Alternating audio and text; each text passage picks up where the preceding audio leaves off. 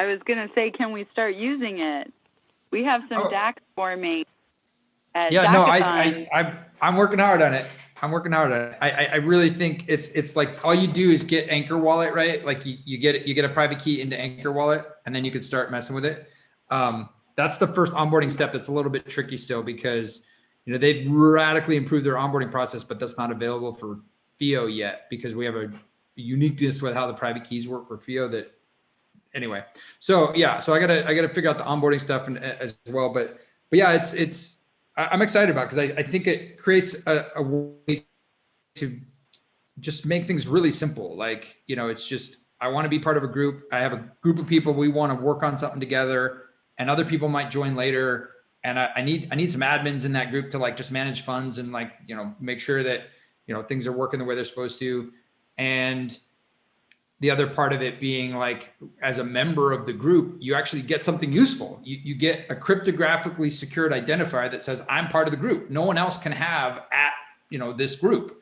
The FIO domain is private. So only that group admin, only that community could validate that someone could get that address. And then the idea would be, there'd be like a verification ceremony that happens every so often. So you could say, okay, you've got your NFT that says you were part of the group, but like I might have one at UPenn, for example, say, okay, you went to UPenn, so you got that NFT, that FIO address, but like I'm not at UPenn now, right? So I would be an inactive member of the UPenn DAC, for example, right? And it's the idea that you go through these verification ceremonies and say, when was the last time they were verified? So they're an active member of the group. That'll be done in the system, but on chain, you could always know they were at least a member of the group at some point. And so like little things like that just make it kind of simple to just, have a group of people come together with a shared goal and do something. And the idea that your membership gives you something useful. That's where I get really excited about the idea is like, you're not just a member of a group. Okay, cool. You're a member of a group. No, you actually have a FIO address. Start mapping it to a bunch of cryptocurrencies and whatever wallet you want to use, Edge Wallet, Infinito, Shapeshift, whatever. And then the group admins or anyone in the community can say, hey, I found some cool thing. There's these free NFTs. And you can just airdrop on everybody in the group because you already know everybody's addresses because you already have them all. And you don't have to go ask them, hey, what's your Bitcoin address? What's your Ethereum address? I want to send you this cool thing because you already have a cryptographically, like they are the one that registered that address. And the admins of the group verified, yep, that's the right person. We're going to give it to them. And so it's kind of cool. Like you have a way to say, hey, just a super simple way to say, now we've got a tool that we can use to build other tools on top of, right? So if other DACs and DAOs started using this as kind of the simple layer, as like the identity layer for whatever DAC DAO infrastructure they're building, then it wouldn't matter if it's on Telos, if it's on EOS.io, if it's on, Ethereum DAC or DAO, like the layer on top would just be like the basic identifier being like, yeah, you're part of the group. How do you see that, the DACathon obviously concentrating on NFTs and gaming, and the main platform is Wax right now for that. So we see most of the people that are either participating in the DACathon are sending in Wax, or the prizes are in Wax, and the NFTs are built on Wax. So for just this purpose, because I understand the whole identity layer and understand FIO, what would be the easy entry point right now as a minimum viable product, knowing that we have more people that are just joining our event now that have Wax, and that with the prize pool, anyone that signs up for this event, they're getting dropped, NFTs on Wax. So is there a pre-step to kind of get us to go, okay, we already have this, but and we know each other, but now you want to have the FIO, so kind of a two-step system where we can kind of leverage everyone that's already has some Wax and NFTs and the prize pool. Is there a way of starting with Wax, I guess is what I'm saying?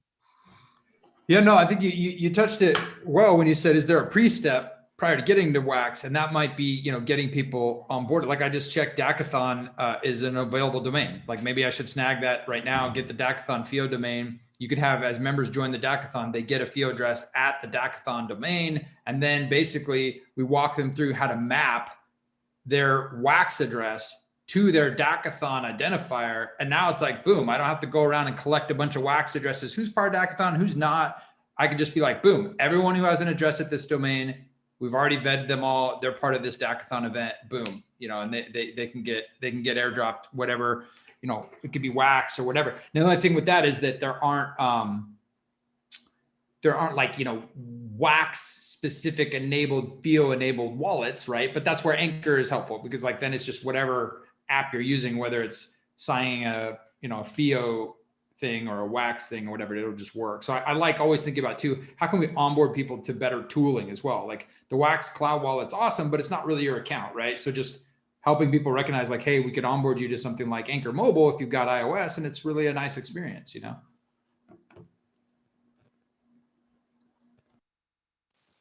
Luke, if someone has and is involved in the community, like in your example, let's say they join the DACathon one, and let's say they want to be a participant of 3 of the DACs forming at DACathon, would it allow them to potentially register or be in those groups, essentially, for multiple groups? Have admin in multiple groups. Oh yeah, absolutely. Yeah, it's built what I've built so far. And again, I'm just tinkering here. It's not like a production thing in any way. I mean, it doesn't even have a database. It's using like a flat file system that I'm just running off my own little server.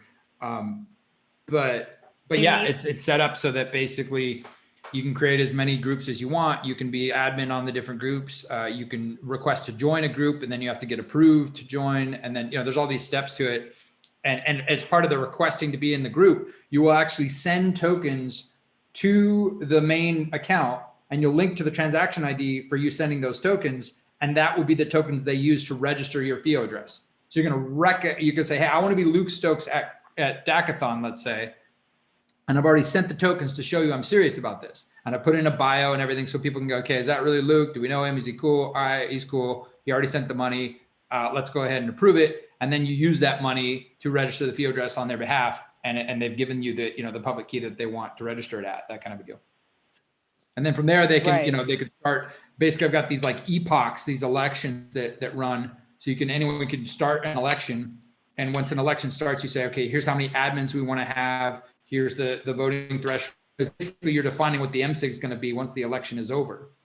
And then that sorts and I'm going to try to do ranked choice voting and some other stuff like that. So it's not doing a lot of DACs like generate their own token.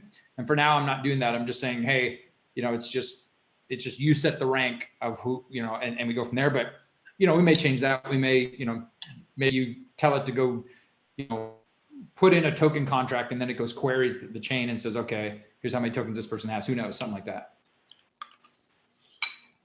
Yeah, well, we can use the Peace DAC as an example because we're setting that one up. And I know quite a few people are having discussions about governance, alien worlds with their planets, and Uplift World with their towns and regions, and several other groups exploring what governance might look like, even, of course, Crownlandia, and just brainstorming those things. So quite a few people, I imagine, are going to want to either use DAC concepts in their process, like for voting on things and stuff, or they might want to set up as a DAC. And so when they ask the question at DACathon, what should we do to set up as a DAC? And I'm asking this, I guess, to everyone in the group. What should we say?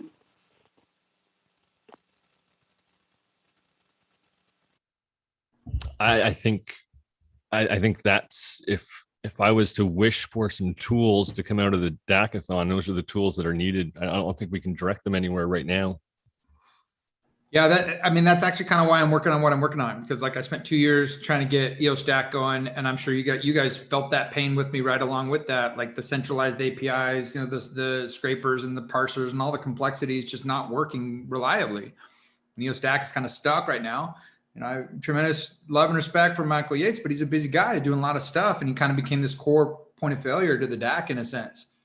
And now he's focused on alien worlds, Same thing with Pieces and Bits. I love DAClify. I think DAClify is really cool. I don't know, Max or Dwayne, have you spent much time looking at DAClify? Yeah, Pieces and Bits. We followed it. Yeah. Yeah. So I think that's like that was like another approach to say, okay, let's get away from the needing for a centralized API. Let's just put everything on chain, and then you can just query the chain. So I think that's really cool. But it's been a while since I talked to him, and he just kind of hasn't focus on the project because the whole EOS community kind of didn't get much love and support, right? Well, it's the that's same. kinda It's the there. same single point of failure, right? It's you made a great tool, and I know Boyd was using it, but we, through our experiences going, if we're going to go into another tool, we better have a whole group of open source tools that we know people are committed to, and where's the rewards and money coming from to make sure they're invested long term.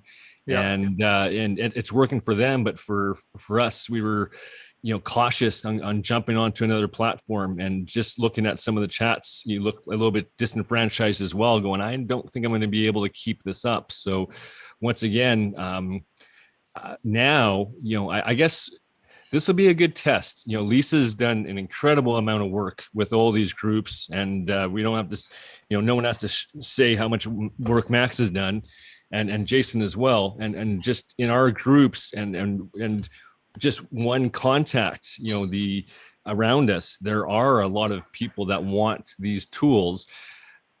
But it's one thing to make a tool; it's another thing to support it long term and have it stupid simple. So I was really interested to hear Dan jump into the EOS IO Telegram channel. And if you didn't hear the chat, I was able to tape it. But I was thinking that he must be listening to Max because he went back down to, we don't need tech to organize as a community.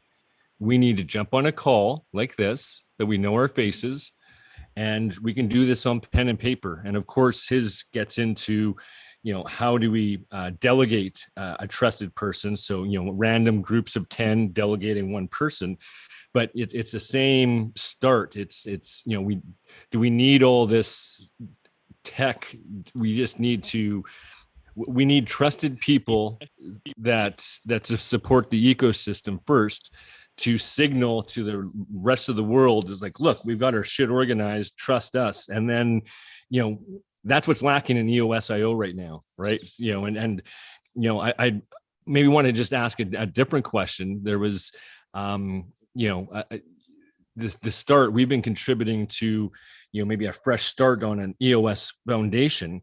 And I don't want to hear all the nitty gritty horror stories, but maybe you can give us a couple lessons learned, because you spent a lot of time and energy, starting up, trying to rally the troops and get something going. So maybe not what went wrong, but maybe lessons learned on this exact topic. What do we need to organize before these tools? Yeah, and just Luke, before you, if you feel like answering that just want to let you know we're recording this too, because there's some stuff you may not want to share publicly. Yeah, no, I was just going to say, I see the live thing at the top, so I don't know where this is all going out to.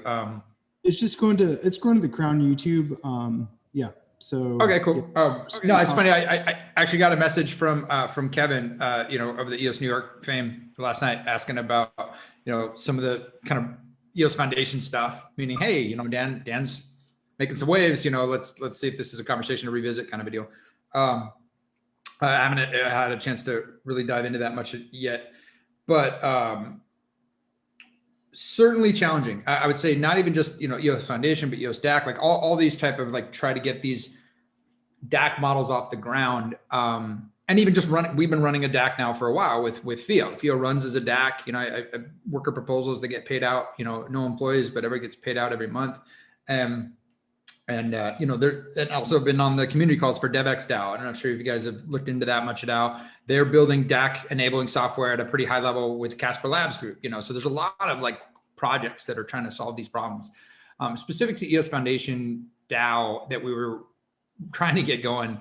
I just want to, again, hats off to Brock Pierce, who invested a lot of time and money into that. And I know some people were frustrated that he didn't do more, but ultimately, that's the challenge with DACs and DAOs. It's everyone's problem is nobody's problem.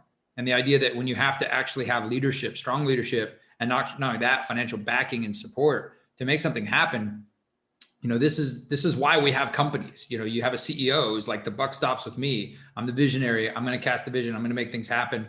And even I've been thinking a lot recently about, if you wanted to be successful, replicate nature. Nature has hierarchy, has a lot of hierarchy. The brain in my body is the control unit.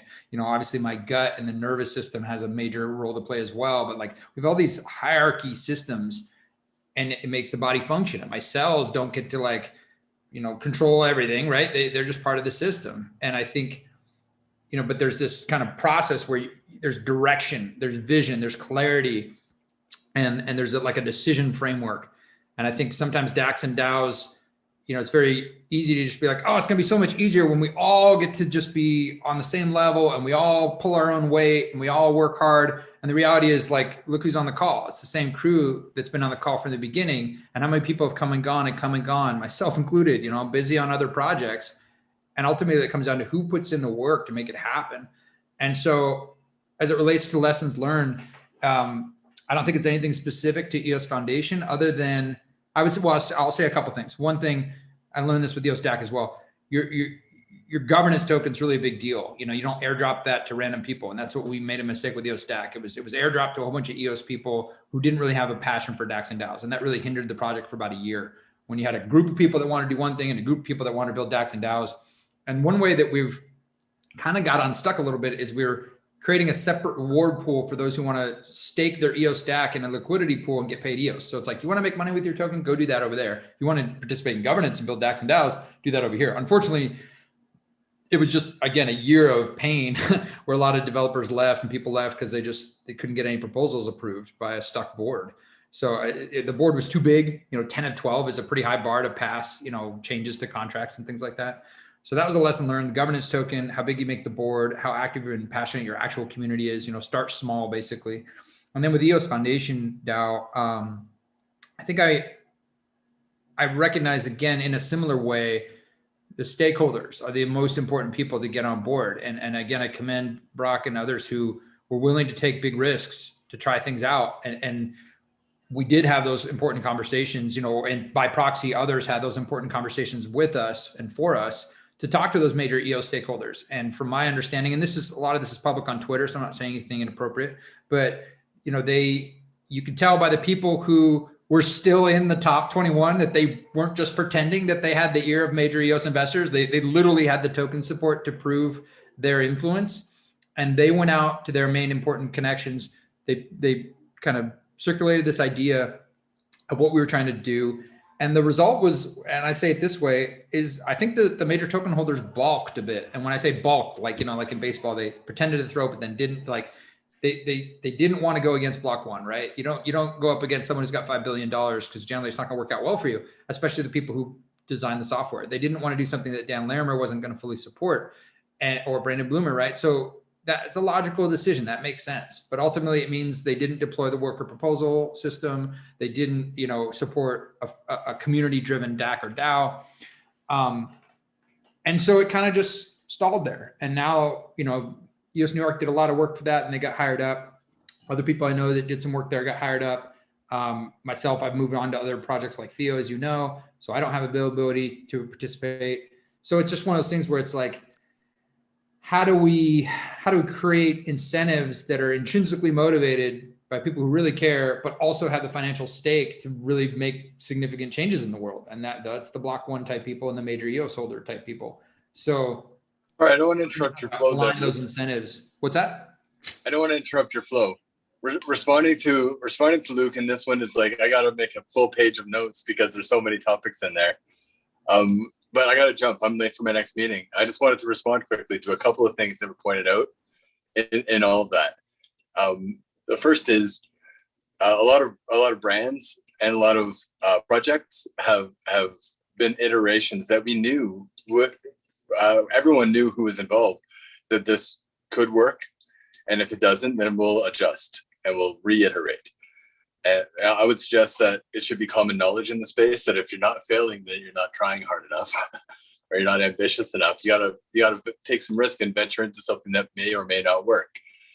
And unfortunately, from the conventional world, from the establishment world, if a person spends their reputation on a failure, then the next project they come out with, even if they say like, I'm adjusting to address all the reasons why I think it didn't work the first time, it's still an uphill battle. And so we just need communication for that. I mean, that's a sticky thing. The analogy of the body, right? Like the brain is the command center, and that like everything has an important role. The brain is kind of useless without the rest. I would suggest, and I would say that if you guys are familiar with the vagus nerve, it's VAGAS, vagus. It's the wandering nerve. It's the nerve, the single nerve line that connects the brain to every cell. And that's like Lisa. Lisa's like the community, the vagus nerve. She reaches all the cells. She keeps them coordinated. I wanted to give a shout out to Lisa for being the wandering nerve. And like every part of the body, even the toenail matters. We need it all, right? Shaquille O'Neal broke his big toe, couldn't play basketball, just a big toe. He still had his brain. He's still 7 foot tall. He could still muscle around, but without that toe, he was screwed. And the other thing I wanted to say is that I think there's a real profound point in when it's nobody's problem, when it's everybody's problem, it's nobody's problem. I mean, that to me, that rings so true as an environmentalist. I mean, that's environmentalism in a nutshell, because it's everybody's problem, but it's also nobody's problem in particular. It's not anybody in particular's fault. They didn't do it all by themselves, right? But it is everybody's problem. So finding leadership in that is tough. And it called to mind the example of Greenpeace. It gets mentioned in the book, The Spider and the Starfish by Ori Brahm. He has a co-author as well. It's a good book. It's about decentralized networks before the internet. And they reference Greenpeace as a decentralized organization. They also reference Alcoholics Anonymous as a very low-tech, decentralized organization that has chapters. It's functionally unstoppable because anybody can start it up and reiterate and do it different or whatever they want to do. And I see so many parallels in there. And I think that a lot of profound points were made that I just felt the urge to respond to. And it's worth being a little bit late for my next meeting to get that across. So sorry for interrupting your flow. Awesome, I'm sure you had a lot going. I'm sure you got a lot more going behind that flow. So sorry to interrupt, but. Not at all. Thank you so much. That was awesome. Super cool. I love that book too. Starfish and the Spider, definitely an inspiration for a lot of what we're doing. And that's the inspiration for the autonomous part of a DAC. Like get it to run on its own so that the systems don't matter, just to what Max and Dwayne were saying earlier. The people are what matter. The consciousness evolution of individuals, that's what matters. And if we can create a structure that's not, limiting that, but instead enhancing it, and we don't run into situations where like, oh no, the systems are holding us back, and that's what, it's been a little bit of a 2 steps forward, 1 step back in the DAC world, trying to build systems that work because they eventually, run into centralization or single points of failure. So ultimately it's like, you got good people and the governance doesn't matter in a way.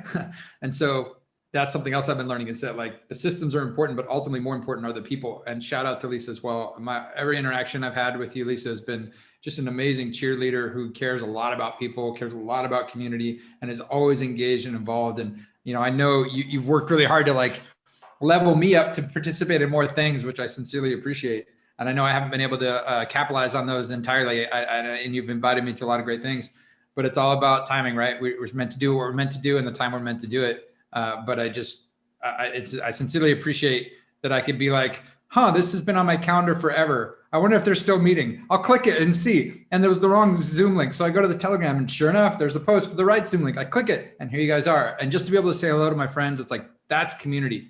Even though I haven't been able to directly add value in real ways, tangible ways, you all know I'm still fighting the fight to build better systems and make a world we all want to live in, and I just, it's really great to connect with people that care about that stuff. Oh man, yeah. I mean, it's definitely tangible though. Like we're I think all of us can say we're definitely benefiting from your labors. So, but yeah, just back to what you were saying earlier. I think there's a major problem with leadership and incentives to create leaders and bring leaders in. Because I mean, there's like tons of devs and they're awesome. Like the best devs in crypto that I've ever met are in EOS.io. You're like, well, what's missing? It's like, well, we need better leaders. I mean, I think that's it. Like, and why would they come over here? Like, what's the benefit of that? Sometimes there's financial incentives, so they might dip in, but funds run out. And when funds run out, they're like, peace, I'm out. So, I think there needs to be some of these like more sustainable methods to bring in these leaders and get people excited. I don't know if it's a game. I don't know. I'm just throwing it out there. Like, what do you guys think are some good ways of like getting more leaders? And sometimes they're block producers, and sometimes we see them pop in and pop out, creating content or, giving out NFTs, stuff like that. But I feel like some of that's like kind of superficial. I feel like there needs to be some more like longer term thinking about how to engage them and how to captivate them.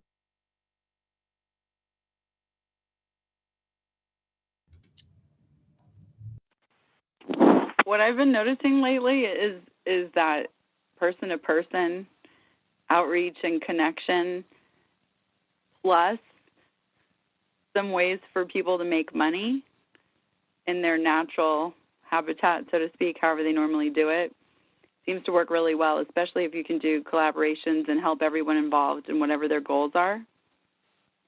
Because that way it's not taking them from their primary activity, but it's enhancing their primary activity through adding that engagement. And lately, because I've been lucky enough to have the opportunity to be connecting people for various reasons, that seems to be working really well because, like Max always says, there's shared values in a community that can be productive. Well, he says it differently. There has to be shared values or whatever, but there are shared values in our community/communities. And so seeing people who might otherwise compete work together to make better worlds, right? This word collaboration has been going around lately. But it helps everyone. It helps the ecosystem, like you say. It helps the income streams for the individuals. So the more we can do that, the better. And people who are willing to step up and be leaders to help set up the systems. With me, I always like paths. I always like to see the path that someone goes down. So I think the leaders are going to be the ones who create those paths and create earning opportunities for everyone involved. I mean, that's what I'm trying to do. And the other day on a live Zoom call when several people got together, I was speaking with Andre in Venezuela, and he says, we're out here listening to you and cheering you on. You're the voice for us. And I hadn't really thought of it that way. I'm just going as fast as I can, trying to figure out how do people can make $100 a day equivalent in tokens. But it just was really nice to hear, and it was that extra added sense of responsibility. And people have been asking me lately, like, hey, what do you do? Like, you're involved in all this stuff all the time. Like, how do you do that? Like, how do we earn enough to be able to do that too? So I think gaming is a big path. It's a big step on, like, an entry door to that. A lot of people have made NFTs since our last hackathon, and we'll get to share and see some of theirs and some of mine and some of your guys's. And that's one way to do it, right? What? You just reminded me, I built a game. Have you seen, Max, have you seen my wisdom faucet thing? I was like, you guys are doing a hackathon. I totally forgot, like, on gaming. And I built like my first little tinker, and I'm giving away like over 1,000 feel on it already. Yeah, it's so awesome. Well, you add it to the schedule or do it when you already have your other things scheduled, but that there is a day specifically for games, and we can certainly add it, or you can just jump right in on one of those sessions and share it. And I'm sure I'm getting messages all day long of people who are hearing about it and want to add things in, which is really exciting. I'm really glad to get to hear about their projects, some of which I really need to hear about because I need to know more because I don't know as much. So, yeah, the more the better. And if we need to add more sessions in, we can too. So why not? I mean, people have already blocked out 2 weeks. What's a few more hours? People are like, you really want me to spend 2 weeks? Yeah. You don't have to, but come to whatever you want. I would if I were you. So wherever you want to put it, just let us know and we'll update the schedule. Cool. And again, I think you're right about like just the idea of, yeah, I mean, there's a lot there, you know, going to where people are at and making a DAC model fit into what they're already doing. It's like, hey, why don't you volunteer your time for a club? Why don't you do this? Why don't you do that? And if it can fit into their life and their schedule, then it's cool and it works. If it's like an all-consuming, like, hey, you got to show up to all these meetings, you got to, you know, provide all this, you know, leadership and steering and everything. Like, not everybody's up for that. They don't have the time or ability to do that. And another thing that relates to like looking for good leadership and stuff, like a lot of the people that are good, you know, are doing stuff with that, right? They've been given responsibilities with the talents and skills and experience they have, and they're trying to like do stuff with it.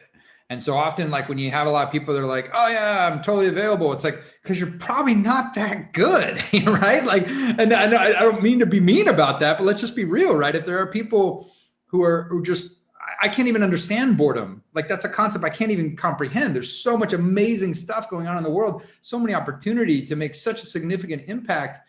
Like to be bored in this world today, it's like, wait, what? There's so much going on, right?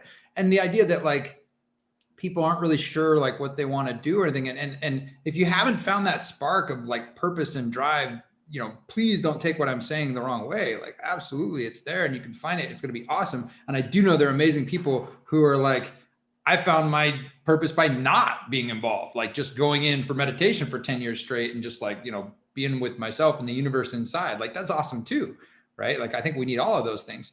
But it's just specifically when it comes to the leadership part of it, like, it's interesting. I had a conversation today on Facebook about, you guys are familiar with the spiral dynamics integral and the different color coded like perspectives, and the orange perspective is like the CEO business, like get stuff done.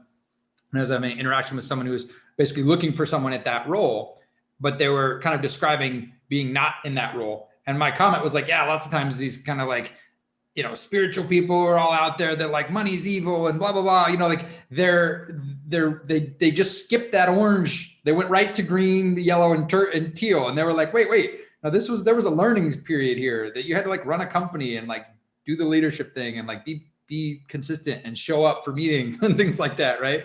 A lot of times people, they get too often the artsy, creative, spiritual, like you can't even get them to show up to a meeting because they're like, I'm an individual consciousness. Like, okay, great. But like, there's people counting on you. There's responsibilities and stuff, right?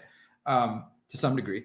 So anyway, it kind of got me thinking about that, Lisa, when you said being able to work within where people are at. I think that also relates to the spiral dynamics of like, you know, if somebody's in purple or green or orange, you know, whatever they connect to, thinking through like, how can the technology and the community benefit them? And then how are they going to bring their specific skills in a way that helps the community, but doesn't like try to make the whole community my color. You should all be orange, you know. It's like, whoa, hold on. We're all the different colors working together, you know? Well, and also communities, I mean, these newfangled communities, there's a lot of like transient leaders. They'll like pop in for a few days and everyone's like, oh, like, you're so cool. Like, here's a piece of the pie. Like, thanks for showing up. And then they disappear for a while. And then you're like, okay, like, where'd our leader go? Like, we're fucked. Like, what are we going to do now? Like, turn off the system, like, or just wait till another one shows up. So I think that's, I mean, just intrinsic in these decentralized communities, you gotta start thinking about like rotating leadership roles, switching up like what people are doing. Like maybe you're not a leader, but there's a way to interface with that. And there's a way to like provide that individual some symbols to interface and something like that. Because I think that's for like longevity of communities, being able to like circulate those roles. I think that's essential. But yeah, we're coming at it like, well, these are the tools. Like we have to fit these communities to use these tools. Like, well, like a lot of communities will never accept these tools, and like it's absurd to like force those tools on them. That just goes back to that like central authority model. Like, why would we want to force DACs into a community if like they can't accept them? That's just a waste of our time and like it's abusive to them if we're saying like, oh no, you have to participate by using a DAC. It's like, oh God. Yeah, Anyway. no, it is. But like, so I was on a panel discussion this morning with like some conference in Hong Kong, and it was really interesting because my part of the conversation was basically like, we do need to level up. Like people do act like, do you remember when people would print out emails because the internet was too hard to use? So my secretary has to print out my email and bring it to me so I can read it. You know, like that was the reality. People well, still do. You know, some do, but I think most people will readily acknowledge that in order to be effective globally in the world today, business-wise, you have to understand the internet. You have to be able to use it, you know, spreadsheets, documents, email, like these are tools that people are like, all right, it's just like, I have to figure this out. Just like driving a car, I'm going to be an adult. These are things that are expected of me, right? And I think we're getting to the point where, and this is why, again, I'm passionate about what I'm doing, is that like getting to the point where we can say, okay, you have to level up on key management on how to like send and receive crypto. Like these are things you got to level up on, and we'll help you through it. We'll walk you through it. But once you do that, you take that step. Now the whole world is open to you. Kind of like, you know, get that AOL disk, pop it in your computer, dial up, you know, like you get online, and then eventually you'll go from your little walled garden of AOL or CompuServe to like the real internet. And I think that's what's going to happen. We have these really good onboarding experiences. I don't know, Max, if you've used the latest with Anchor Graymass, like where they're mobile, like and you get that nice PDF and you put in the words. Like I thought that was a really cool example of like pretty good onboarding, right? I'm in the alpha Android group. So yeah. Oh, sweet. Yes. I'm so happy to hear that because Android's got to come out. I know a lot of people are like, Anchor's amazing, their mobile is great, but I need Android.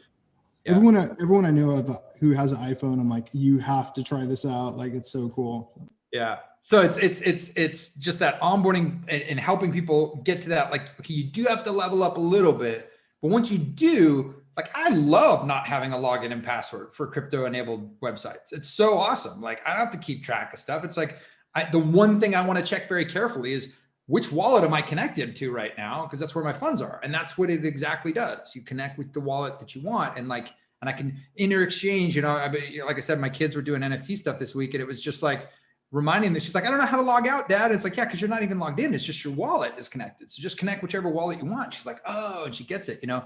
So I think we can get there. And so it's going to be, I think, a combination of like helping people level up and at the same time, just make it really, really, really easy. You know, as those two come together, I think we're going to find that good balance. And it's, oh man, I've actually got a slide deck presentation I should give for you, Max, or like record or, but basically it's about mass adoption mathematically is like 3-4 years away. It's like right now. It's really actually freaky. I was way too early 8 years ago, but it's like, you look at the mass adoption of doublings of exponential growth, and, you know, we're getting to like a billion number 3 to 4 years. It's really crazy. And so I think it's going to catch a lot of people off guard. They're really not going to expect it, but it also means that the largest market for crypto is exactly the market you guys have been focusing on the whole time, which is not crypto people today. The largest market is non-crypto people. That's where the hundreds of millions of people are coming from. You get them onboarded to whatever project you're working on, and you'll all of a sudden find all the other crypto-enabled projects, all the chains, all the wallets, all the exchanges coming to you going, oh, please, can we have access to your 100 million users? Because you figured out a great way for them to use crypto, as opposed to like trying to like, you know, shake the trees and rattle just like, hey, can you pay attention to me? We're doing cool stuff, Mr. Crypto World. And they're just like, whatever, you know, they're making their money and they're just not focused on the end user in some cases. And so, there's a lot of second layer solutions that are focused on, you know, end users on Ethereum. And I just anticipate I don't anticipate, I suspect there'll be some like horror stories like, oh man, like this company went down, we lost all the NFTs or all the, you know, whatever happens, the funds got seized because they were the CEOs involved with some scandal, or, you know, I just imagine that people will prefer that it's like first layer, and they'll, you know, they will have to level up to understand that. But I feel like that's another gateway to mass adoption, but also, you know, like, you know, we know there's no difference between that and a bank account, but that user doesn't care, right? So I think that is another gateway to the longer term, you know, vision of like, you know, DAC utopias and stuff like that. But it's just going to take a while. Yeah, I agree. It's been really good to connect with you guys. I actually I think last week, had a call where Dallas showed up, who hasn't been on the EOS DAC custodian calls in a while. And it was a similar type of like reunion call, like, hey, how you doing? How things going? And it was so encouraging to remember, like, man, there's still people that care about this stuff that we're doing, even if it didn't turn into the DAC utopia, overnight. These things take time.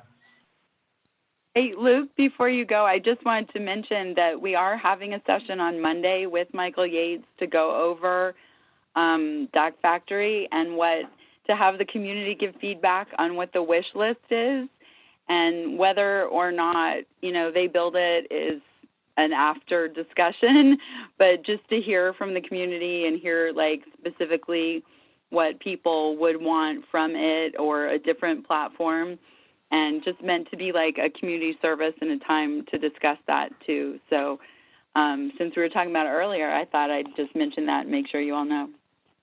Awesome. Yeah, thank you. I was looking at the calendar before I joined the call, and I saw that you had EOS USA, Michael, so I didn't know Michael Yates would be there as well Monday. That's very cool.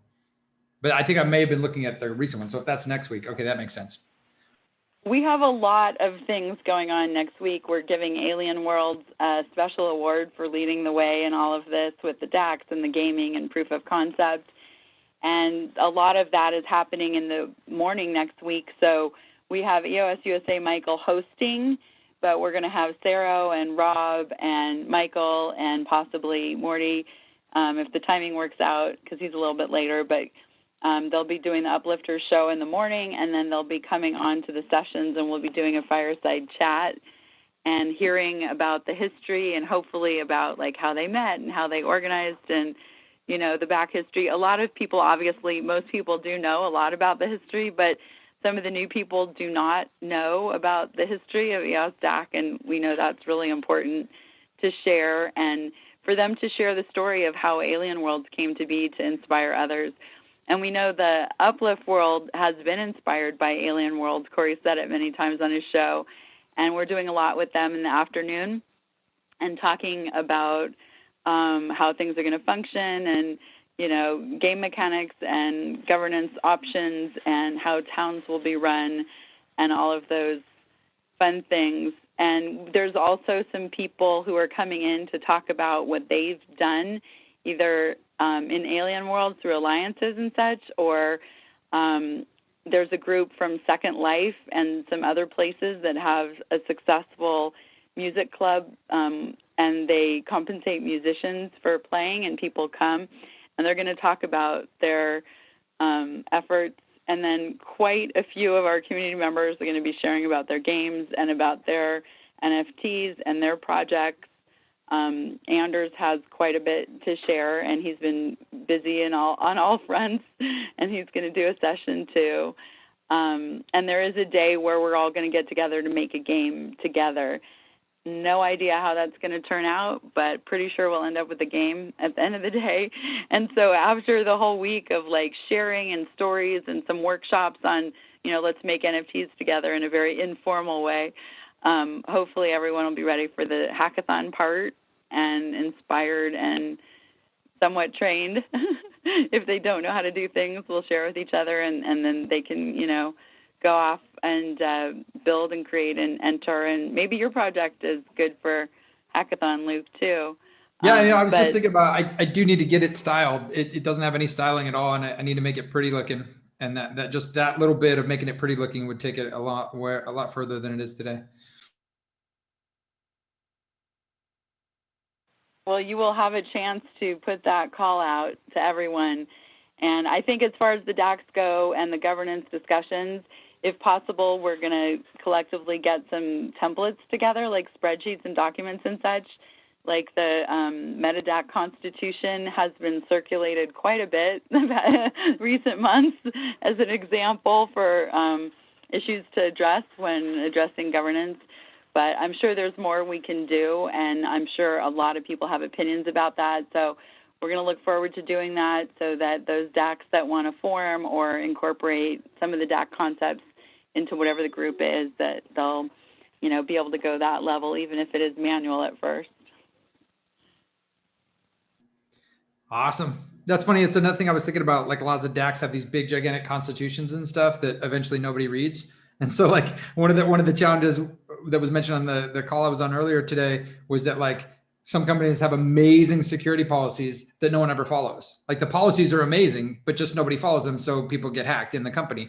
And it got me thinking, like, on the DAC, the group thing I'm doing, you know, I didn't even have a thing to have a vision statement for the group, but I realized you need at least a paragraph, right? So I'm going to, based on this call, I'm going to add a new property that I need a group description that's like a short paragraph to say, like, this is what we're about. This is our shared values. If you share that, you should be part of the group. Otherwise not, you know, and I think that little thing is important. So I appreciate that from this call. Thank you.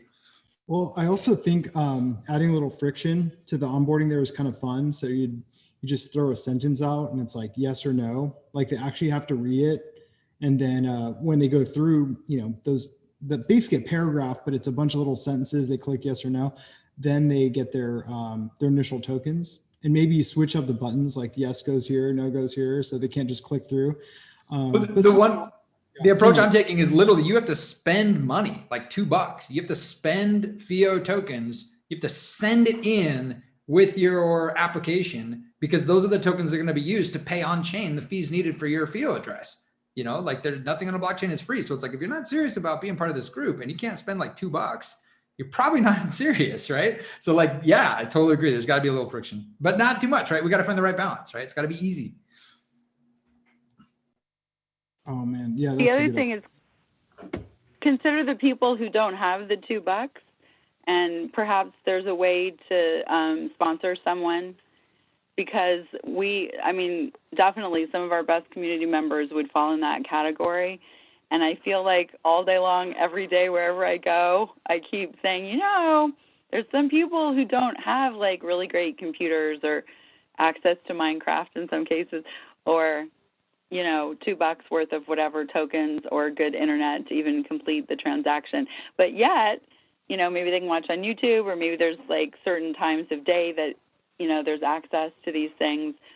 So, but there's people in the community who are willing to sponsor other people. And I think Dwayne really led the path last Stackathon, and that concept has like showed up now a whole bunch of places as a result of that, including in the Stackathon when people need it. So, you know, it comes to mind, like, if that's an issue, it would be nice. You know how like Telegram has an invite link? Maybe there could be an invite link where that person is contributing that FIO for that other in that process. Yeah, totally. And it could be, you know, a simple FIO request saying, hey, you want to be in the group? Ask your friend who is inviting you for the FIO you need to join the group. Sends a FIO request, gets the FIO, and he joins, you know. Awesome. I have another call I'm going to try to jump on, but again, it's such a cool thing to talk to you guys. And Max, your point about the, you know, the leaderships who show up for a while and then they're gone creates this vacuum that's really difficult. And I think it's such an important point. And I'm going to keep thinking about it because I don't have a good solution. And I think it relates to, like, one, people stepping up and being like, well, I guess I'm the leader then, because there's no other leader. And then two, the ability to be like, I can commit to something, but not too much. I think a lot of leaders, you know, they commit to like, we're going to do everything. And I always try to be really careful. Like, hey, I ain't got time. I can't commit, because I know that exact problem. I know it creates vacuums sometimes, which are difficult. Yeah. Well, hey, thanks so much for hanging out, man. Really. Oh, thank you guys. Such a pleasure to see you all. It really is. I so appreciate all the stuff you're doing. Super cool. And I love being able to hang out when I can. Usually I can't, but today I was like, I want to spend the time, and you've fully encouraged me. And just with everything going on with NFTs and DACs, I mean, you guys have been there from the beginning, and probably not getting as much recognition as you deserve. But I think those who know, you know? All right. Love you guys. Take care. Take it easy, man. Love you, man. Awesome. That was an awesome treat. Yep. Yeah. Great thinking about these things. Bye, guys. No, I'm just kidding. Adios. I know. Well, I do have some inviting of people to do at some point today. So, how are you doing? Can you hear us? Can you speak? I see you chatted, so you can hear us. Yeah, I can. I've just been fighting a cold or allergies, so I've been trying to stay quiet for a bit so my throat doesn't get too raw. Okay. All right. You sound fine from our end, but sorry you're not feeling well. Oh, that's good. I wasn't too sure because I spoke to somebody last night trying to burn the midnight oil to prepare material for the presentation, but started to sound really hoarse. So I'm like, okay, let me pause for a bit. Goodness, working yourself to the bone.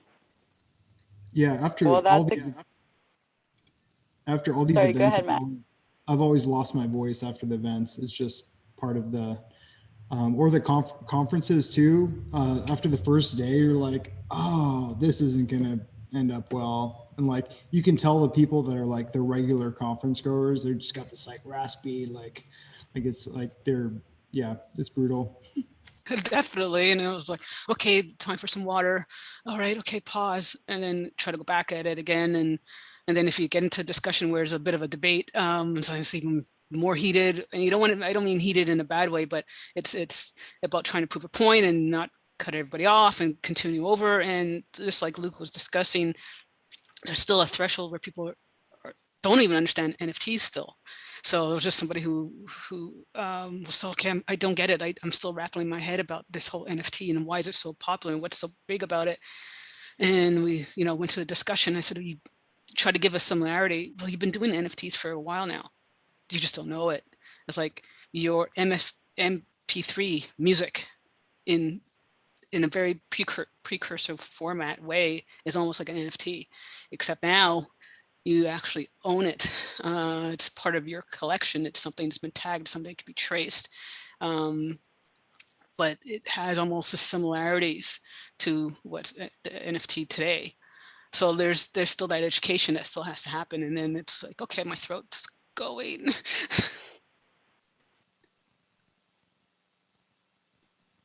Well, if you want, we could invite the guys from mp3.com to come talk about their experiences. They might be willing to join us.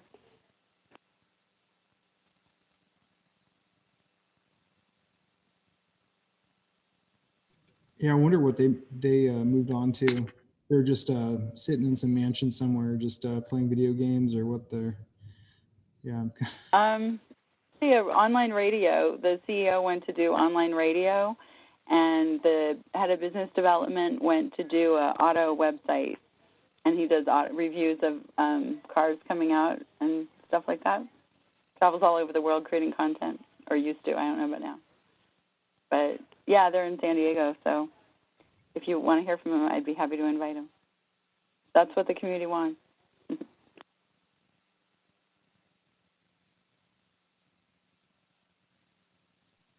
Well, the music scene is now entering fast and furious at the current rate. More and more bands and more artists are transitioning towards NFTs. So they're seeing value. They're understanding it, and that's what I think that ultimately that's the best thing. We are going to get to hear about some of that. When is it? Next week. This weekend. I have to look on the schedule, but it's coming. That is on the schedule. We have a lot coming up. It's pretty exciting. So I'm really glad, though. I'm super appreciative and grateful that this community is so informal, because if this community were more formal, this never would be able to be possible. Like the fact that we can just gather and talk about topics and invite certain people to talk about their projects makes it all possible. So at the moment, I'm particularly grateful for our informalness. Hey, Scott. Hey, Scott. What's up, man? Hey. Hey guys, how are you? Good to see you. Good to see you, man. I was doing a bunch of work trying to knock it out, and it's just weird that I would show up when Luke did, but I didn't have the bandwidth to actually dial into Zoom and do this. So anyway, but I got done with my work, and so I thought I would just see if I could track the link down and whatnot. Fuck yeah. Good to see you, man. Yeah, you too. How are you guys? I think I'm okay. It's been, You look like right where I left you. Yeah, I've been literally standing here since. I mean, I'm just hanging out. Yeah, things are good though. It's been wild, man. Just like this whole NFT craze is really blowing up. I'm getting like so many people hitting me up. I don't even know how to manage that. Like, yeah, it's really it's really out of control. Like, and a lot of haters too. Like I've had some haters like, how could you support this type of thing? It's like a scam. It's like another Maxis and stuff. Yeah. Well, there's like a whole group of people that are like, oh, this is just like for rich people. And I'm like, no, it's really not. Like, that's an aspect that the media is picking up, but media conflates, a couple things. Yeah. So pretty wild, man. Yeah. I think it's much more of a technical thing than anything related to financial. I mean, honestly, at this point, it just seems like we're just now figuring out what all we can NFT, like what else can be nifty, so that's the fun for me, is just seeing all the different ways it's getting used. And I went and bought some basketball trading moments or whatever, the top shots, like just because I was just like, oh, this is $14. I mean, it was a pain in the ass having to wait for all the the availabilities and whatnot. And there's a bunch of, you got to set up a wallet, there's some hoops, there's a little bit of a fence around it that you have to get past, but it's pretty low. It really, the technical has been done. There's little KYC, and then really it's just getting in and getting to tinker with a UI and then it just sits there. I don't know what I'm going to do. I got a couple of cards, but they're not, they're nobody I'd ever heard of. So, and I don't watch basketball at all. So I don't even know who would be, so it's not my market, but the technology of it is so intriguing to me. And I think it brings people in that would have had no other interest in this. The whole thing with Soulja Boy and him and how much he's been promoting, and Kings of Leon putting a song out, $1.4 million somebody paid for that. Christie's just had a piece of artwork sell for $69 million in NFT. So no, I think it's a really incredible time. And I agree with the NFT space being kind of like the ICO of 2017, 2018. Now it's the NFT that's just got this huge boom and I think a huge opportunity in a lot of ways. But the haters are, it's immense. It's like you were getting it from both sides on the NFT stuff, where the Bitcoin maximalists are really anti, anything. And so then they're super vocal on platforms like Clubhouse, where they hold court and really just kind of keep guard of the sort of like immaculate conception of Satoshi's vision. It's just like, fuck, I don't think he was being so fucking literal that he meant nothing else in the world could exist but this one thing. Like, there are other things that are going to exist, you fucking idiots. Like get over yourself and this idea that there's really only one path to freedom. Like there's many paths for many people. And for many people, these altcoins, the shit coins as they call them, have become the gateway to involvement in cryptocurrency, because it wasn't just that they couldn't afford Bitcoin. Maybe they didn't have access to it. Maybe it didn't have the kind of growth that they were looking for at the moment that they were in, or maybe they didn't have any personal connection to it because, they're not fucking Amway salesmen and they have only one dimension of wanting to just only make money in this. And it's like, if that's your sole thing, there's a lot of ways to get there. So yeah, I don't know. Other than that, I'm just keeping down a day job. Wait, I was like, is your day job selling? What do they call them? Those basketball trading cards. I was like, I bought it for $14 and now I have like $500,000. No, so pretty weird. I've been working with Zillow. So I don't know. The last time we talked, I was like, man, I just need a remote gig that has a lot of autonomy, a lot of freedom of time. I wish it would have some aspect of my real estate stuff and, technology and whatever. And I kind of like one day just laid all these really specific parameters. I was just like, I wanted to have this and this and this. And it's like all just like fell on my lap. So like literally I told somebody about that. It was a recruiter, And she was like, I don't think I can help you. That's a really specific ask. So she was like, I don't have that in my pocket, but good luck. And so like 3 weeks later, I get an email from Zillow, and they're like, well, you're a realtor. We're looking for realtors. We're looking for one in Tennessee.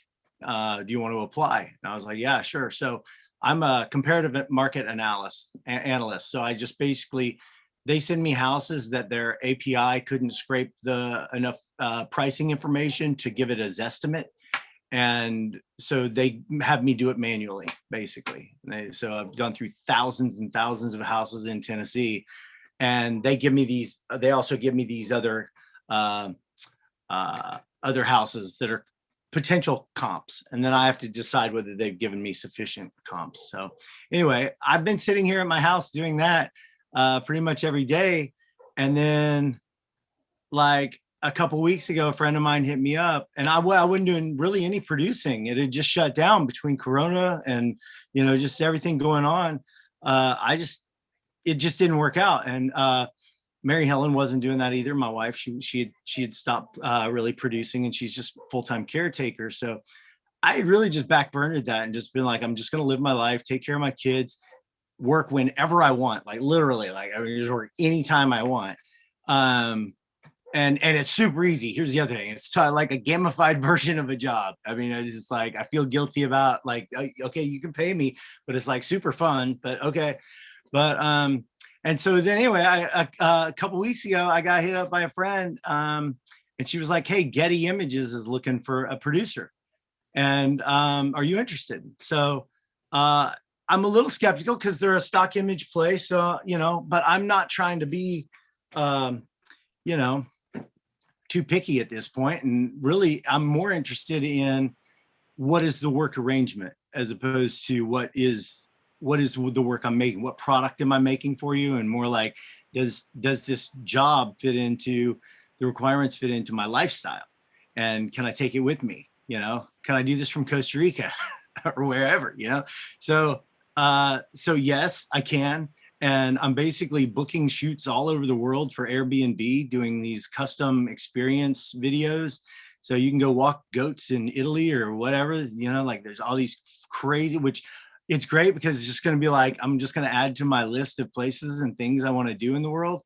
But meanwhile, I'm doing this long arm production. I don't have to leave my couch and or office, and I arrange the shoots. I just set it all up from here and then say, here you go. And so between Zillow and Getty, which I can just do both of them because I can do both of them anytime I want because it's literally a global job. So I'm just so I'm immersed in my life. I barely, I don't have to leave the house hardly at this point. So mostly we just do for fun with the kids. That is so awesome. Oh man, that's so awesome. Life is good. Life is good how it's come around. But I will say that I felt as you guys were having the discussion about the leadership and leaders and their comings and goings and stuff, it resonated to me. And we don't talk very much about like, so where were you? Where have you been? Like in a judging way. I don't ever feel that way directly. I don't feel a personal any kind of slight in that way. I always feel welcome when I come back, and I do disappear. But I'd like to think that if the momentum was moving, if things were in motion, if there was something to get behind, that I would get on the wall with you guys and I would help make it happen however I could. There's been a moment here in time, a season that's lasted longer than I expected. Where I had to sort of, peel off and go, connect some dots in my world here. But I'm, I feel like the way a little bit like Luke is, which is I'm still fighting the good fight, and I am available, probably more than he is really. But that to say, I'm not saying necessarily that I'm a guy to help spark. but I'm definitely looking for the opportunity to reconnect and be more present. But you know, these things they kind of come in waves, it feels like. But I'm also it always works out right though. You know what I mean? Like in the right time. You can't fight the timing of how things happen, even at the time when it seems it's not right or this. Let's face it, the universe is smarter than us. It always works out. And yeah, so I'm grateful you're here, man. And I'm really excited about you explaining the remote experiences, because the more we get into this NFT space, you see that that's where it's going. It's about capturing a moment of what's going to be valuable. And I'm not talking valuable for money's sakes, but valuable for collectible or something that you'd want to have for a longer term. And maybe that turns into valuable as far as monetary, but those, you create incredible experiences. Like I've had good hosts and good trips, but you lose sleep over it. You know what I mean? You analyze, like that trip you had for KROWN, you know, you knew how you wanted to set the stage for the moments. So in this NFT space, sure, you know, a lot of people are coming asking me like, I don't get collectibles. I'm not a collector. I'm like, well, neither am I. But all I know is that if you press the button fast enough on these things, you buy something and it's other people find it valuable. Like I can't explain it. But then that next level of, you know, what this whole Dackathon's about, you know, using these in gaming, I understand that. So now you have something that's, you know, one of a kind, and you can use it to participate and get into, you know, a game and earn some residual income. But then past that, it's these experiences, right? So, and that takes an eye, that takes some thought, that takes someone like yourself. So I don't have my finger on saying, hey, I know what that means, but I know that we're close to those type of experiences, right? And Max can elaborate. Every time we have someone that we bring on that wants to hear about it, it's interesting to see how these will get back to our original mission of, you know, engaging, right? And leaving something from that engagement that'll last forever. So yeah, there's something there. I watched that video like 3 days ago from the July. I didn't know that. I wasn't thinking about this meeting or anything. I just KROWN popped into my head, and I went over to YouTube and watched that July Knoxville trip meeting video. And yeah, man, that's it was like a highlight. It was like a crescendo of our world a little bit, you know, where we all came together and we're in the spirit of one, really. And we ran that for a while. Like it was a really good run. I think that it will happen again when it, like you said, you know, in its time. And I think Luke was, you know, intimating that as well. And I think that I've had a lot of things lately. You know, these jobs is just a small part of this recent sort of like, I don't know, like just acceptance, this like that I have this power to manifest my life, that I have that over my life. I read this thing today. It was talking about how it was talking about immortality and how that we may be closer than we think to unlocking how to create an eternal life for people through AI and nano bots and technology, nanotechnology, quantum technology. When you put all these things together, they may be able to take all of the understanding of who you are as a person and then build that out of, like, you know, carbon or whatever they build it out of, you know. And when I was thinking about that, I had this moment where I was like, whoa, am I in it? I mean, I'm literally looking around. I'm like, am I already the recreation of this? We already figured this out, and this is the future of that. But they keep it like at this, and every now and then it peels apart, and you see some infrastructure, and you're like, wow, that looks futuristic. And they're like, oh no, that's an alien, you know, like, or whatever. And so you're just like, oh, that's a UFO, you know. So I had that moment, but I've had this other thing recently too, where where whether or not you make a decision to participate in the sort of the current health strategy for overcoming the current most prolific illness, and getting a vaccine. Let's just say that if you decide to do that, if you decide you don't want to do that, let's just say that you won't be invited into certain things, like maybe you won't get to fly or go to other countries, or maybe there may be limitations that are put on you because you decide that you're not going to get the vaccine, right? So I think that if your spirit's telling you that you should not get the vaccine, then if you are then later, you come across this opportunity to say, go to, I don't know, California or something, and they've closed the borders to anybody that hasn't gotten the vaccine, then my understanding of that as a spiritual person is that my spirit is telling me that I shouldn't get the vaccine, and my spirit's not going to lie to me and then send me somewhere else. It's not a trick. You don't have to be that smart. So it's like, if you feel strongly that you shouldn't get the vaccine, and then some opportunity comes along, but they say, oh, but the only way you can get to that, to ride the roller coaster, is if you have the vaccine. Well, then maybe you shouldn't ride the roller coaster. Maybe that's what the world and the spirit is telling you. It's like, it's not don't get the vaccine. It's that we're going to use this as an opportunity to guide you, on your way. And it's just a really obvious one if you'll listen to it. It's like, people are like, I'm looking for a sign, and it's like, well, your gut's telling you don't get the vaccine, and the world's telling you you can't go to these places without the vaccine, then maybe you shouldn't go to those places. Now, maybe this doesn't work at all for people that decide, well, I'm just going to get the vaccine because that's the safest thing to do, and I want to protect myself from that, these evil illnesses or whatever. But I don't know where you guys lie on that, and I don't even care about that. What I'm really talking about is just manifestation and being where you're supposed to be, and really, really honoring that, and I feel like I've done that, and in that, I know that that's why I can just come back here to you guys and just be like, hey, we haven't missed a beat. It's great to see. Yeah, we've been holding down the fort. I mean, for sure. So yeah, I know you have, man. When's I went through, I went through Telegram. I went through KROWN Landy. I went through all this.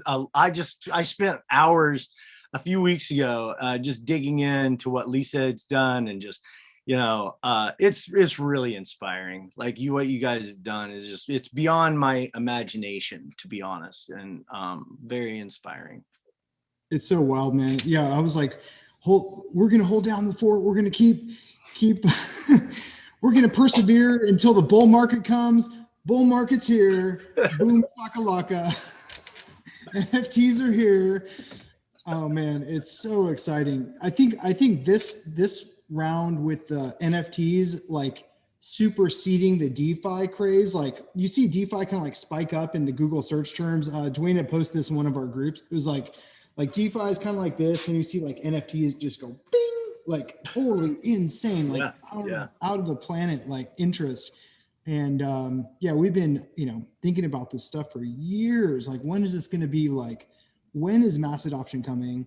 And this is it. I mean, we just have to, we have the best tools. Like, I mean, we are actively looking at other platforms, looking at like just what's available, and, Wax, Alien Worlds, like those are the things to look at for sure. That's where the pulse is at. Everything else is like a combination of like wash trading, and maybe not even, I don't know. They're like second layer solutions on Ethereum. They're not that interesting. Yeah, they're it's just like dollars. Cool. Like someone bought this from their friend. Like, cool. Yeah. Like, let's write a New York Times article about it, like whatever. But you look at the volume of transactions, it's insane. It's like in the millions of like actual transactions every day on these networks. And it'll be exciting to see when we're gonna see this really soon. I don't know when, but like going from speculating based on speculation, like, oh, a bunch of people are gonna buy this because other people are gonna buy it, so I should buy this. And we're going to go from that to like, oh, I need this to play this game, so I better buy this. Or I need this to get this utility, so I'm going to buy this. And then we're going to see that switch. And we think we see some crazy green bars popping up now. Like, just wait for that. Like when the people that actually need to use these things need them for their, to benefit their livelihood, it's going to take off. So I think that's why the DACthon is so important. To have this gaming edition too is like, the intersection of all the stuff we've been working on and where it's going is just incredible. Mind-blowing stuff is happening right now. Yeah, it kind of reminds me when I think about the differences between sort of DeFi and really all of the currency space of just really transfer of value type things that exist. And I kind of lump Ethereum into this, even though they've got some other abilities, is that, I was thinking about things you use to build things. And I was thinking about the crane, how the big cranes, when you look at Dubai, because I was thinking about building, a city, you've got all those cranes, and a really robust city can be gauged by how many of those cranes exist. But for me, the DeFi space is when some real crazy asses get a hold of one of those cranes and like turn it into a fucking ride, and they attach a seat on it and spin this thing around and spin people through the air, and or do the unexpected with it, and it's just more exciting, and it becomes to where the infrastructure of it really is the event. It is the thing. Whereas like I feel like with so much of cryptocurrency, the DeFi space, and even the sort of top cryptocurrencies, they tend to be platforms that you can build on, and they're just not as interesting to me in terms of the narrative, and really just in the terms of like, how interesting is this to look at? How nice is the UI? What is the focus on that? The user experience, and I don't know. There's just so much fun things, interesting, and even the stuff like yield farming, and these liquidity pools and rug pulls, and all this stuff going on. I went down the rabbit hole on a couple of them. I had a friend that was who's super into it. That's like, they're really deep into the yield farming and DeFi space. And so I went down that rabbit hole, and it's really some interesting stuff, but ultimately you don't really, you don't own anything. You're not getting anything for it. It's just like, can I multiply my account?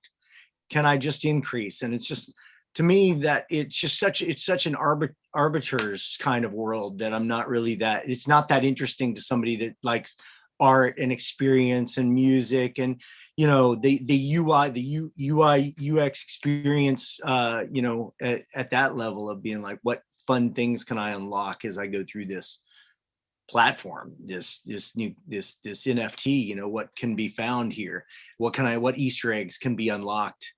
And so yeah, it's a super exciting time, and I think that it adds to it that the markets are moving in the right direction. It feels like there's some confirmation that's happening for the people that are around me. I never missed a beat of confidence. At 3,500, I'm just like, can I sell my motorcycle? I just need more money. I'm not losing a minute of sleep over it going to zero. I'm just like, wow, here's this another opportunity to get it in 4 figures.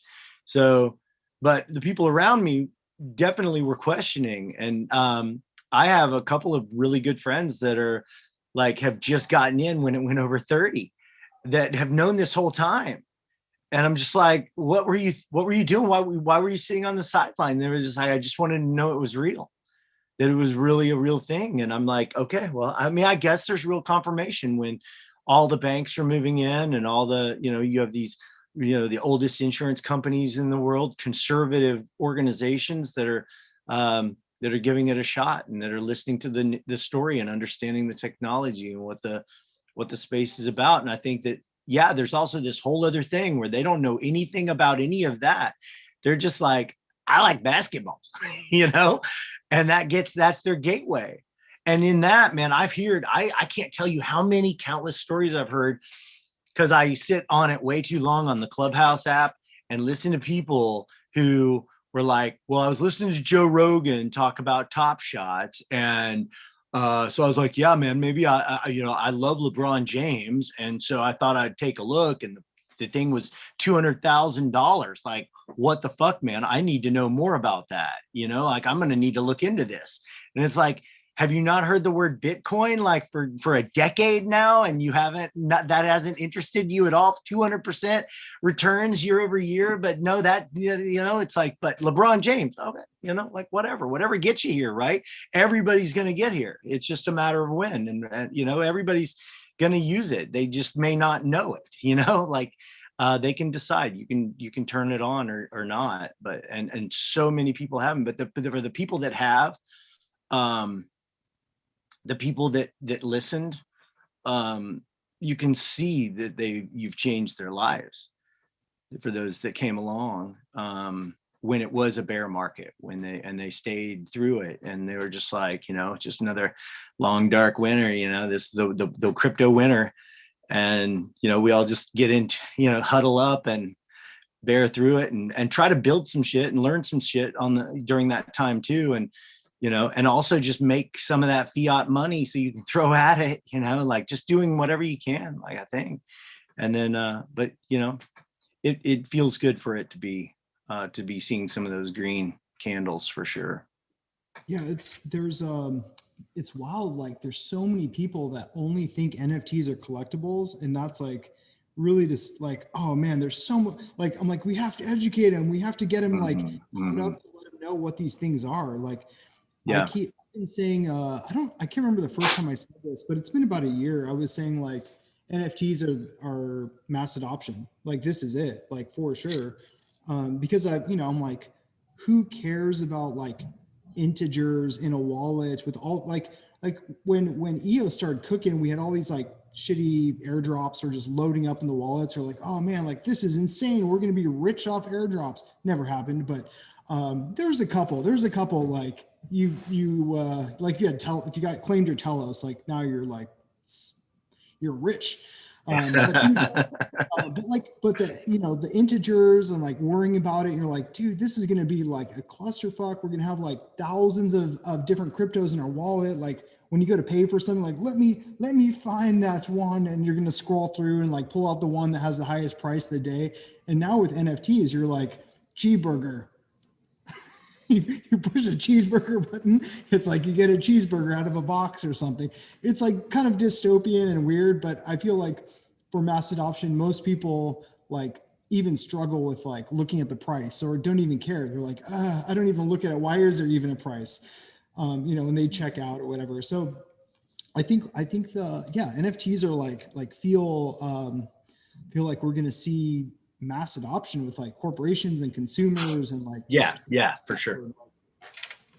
Just wild. But collectibles are going to be like kind of like oh, remember when people bought these like collectible NFTs? Like I don't think that's going to be the main emphasis on them. I think it's going to be more, it'll be other stuff, game pieces. Yeah, real goods. No, I think it'll be real goods, real physical assets. Being able to fractionalize real estate. That's happening right now. There's a really big entity.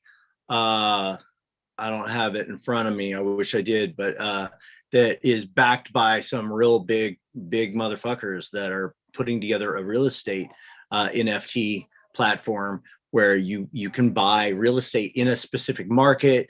But you can fractionalize it for as little as $100. You can own a piece of a apartment building in Manhattan. So, but I work for 3 brands right now that all 3 could benefit from a better understanding of NFT space. Zillow in real estate, who, by the way, I've sent some very long emails to their, integrate or their idea email, that they say goes to the top of the command ship at Zillow. I've sent them some pertinent information about NFTs in the real estate market, including Raoul Pal's take on it, and which is that it is the future. We're going to tokenize everything. It makes it easier to not have to have a title agency confirm the sale of property, but rather you just can confirm it on a consensus network where it's like, no, this is the owner and this is now the ownership transferred, you know, like that's all you need to know, right?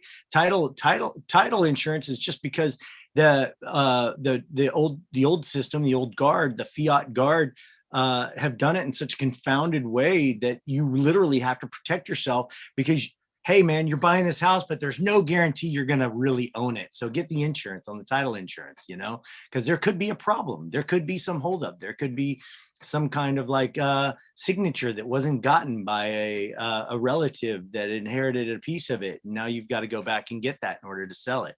Like, it's just, you know, I think tokenization is going to make it transparent, make it easier to understand, you know, simplify the transfer of value process. I mean, if we're transferring value, billions of dollars, you know, on Sunday night at 10 p.m. across this network, you know, I think we could probably sell a house, you know, I think we can sell anything. And, you know, I think we're getting the confirmation of the value in some of these NFTs, the artworks, the collectibles, that it's like, yes, this much can happen and it can happen without there being a problem. Like Christie's requires like some really specific things in order for you to purchase with cryptocurrency in terms of verification.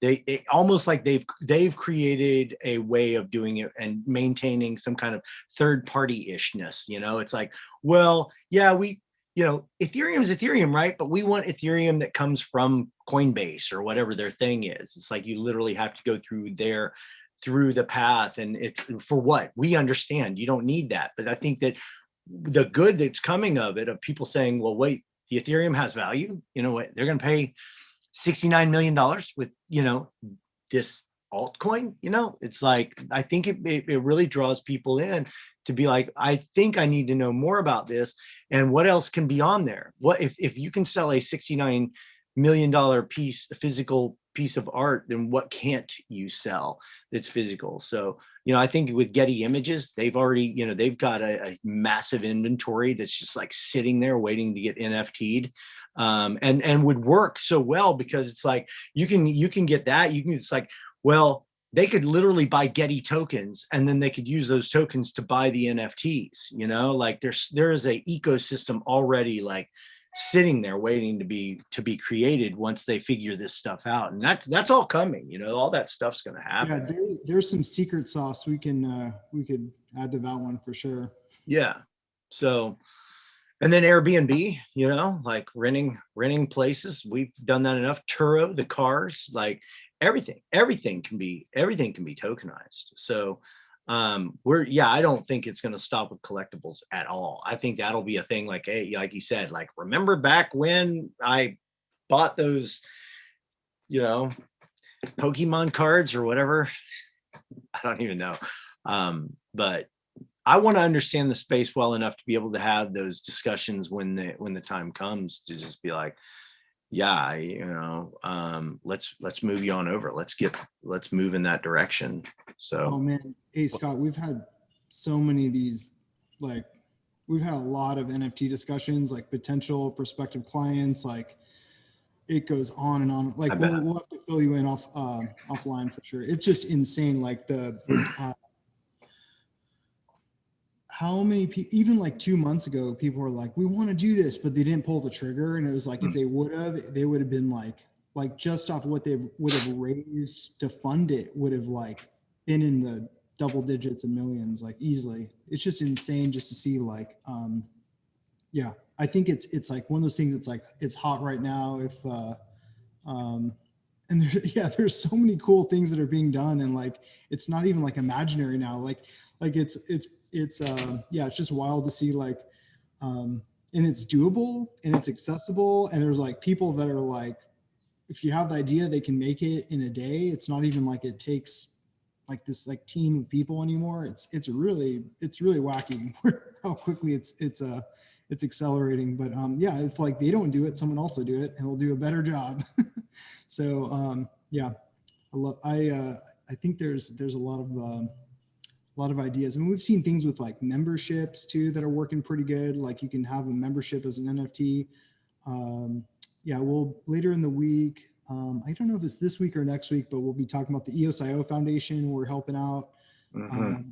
We're going to be, I think this is a third or fourth iteration of it, but we'll see if I think we have a good chance. I think with this current structure, I feel yeah, we got some lucky people in it. So, but yeah, like memberships and rewards and like just simple stuff. Like people don't have to worry about like private keys and stuff with NFTs either. I mean, the stuff on Wax is just mind blowing. Like getting to the point where you can literally just give someone give him an NFT. It doesn't cost them anything to accept it. It's like, here you go, free NFT. Boom, it's in their wallet. They own it. Yeah. Well, and just seeing how some of these games have the back ends that'll be running a lot of this stuff. So just to see that, oh, it's just innocent. It's just a little game, but just to see, well, I can't contain my excitement on seeing the backbone of where EOS DAC has created alien worlds. And, you know, instead of putting the cart before the horse saying, oh, we think this is what communities will want to organize themselves around this DAC model, you know, gamifying it. So now you have gameplay to educate people about, oh no, we need governance because now we control these assets and we need to cooperate and we need, you know, people to vote. So those, yeah. So, you know, just to, you know, highlight the DAC-a-thon and why it's gaming. It's just not gaming. Like this is just like the little piece of candy you're giving someone to get into it and go, wait a minute, you can do that? Like it's really exciting. And then to expand on that, the kickoff this morning was with Corey and his team in the Uplift world and putting a layer on top of Minecraft. I don't know, Scott, do your kids ever gone into Minecraft? My now 15-year-old was in it when, you know, but she's been not in it for 3 or 4 years now. Right. But she played, she was in it for a while there. Well, it's going to be exciting to see these kids, you know, being, you know, way more creative, just playing a game that all of a sudden, you know, they're going to have, you know, wallets bigger than ours just because they're creative and adding value into these, you know, virtual worlds. It's yeah, it's incredible. I just, you'll have to take a little deep dive into Uplift.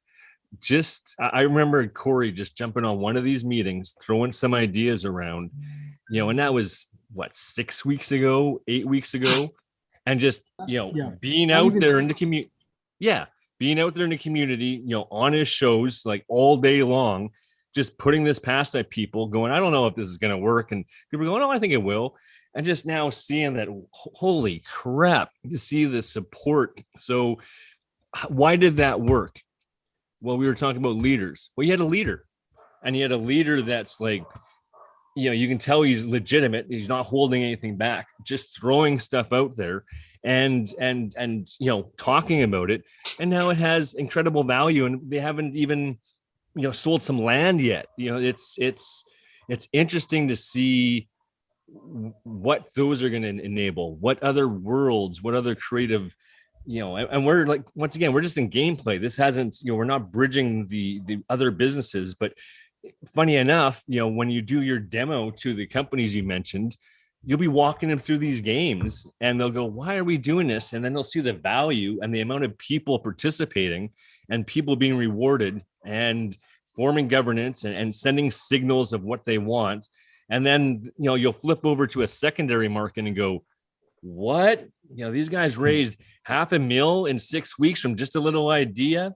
And now, you know, on secondary market, anyone's trading these things. And yeah, it's ironic that it needed to be in this, you know, virtual gameplay to really identify and show the value and really pull out participation from communities. It's yeah, it's exciting stuff. Holy shit. Yeah.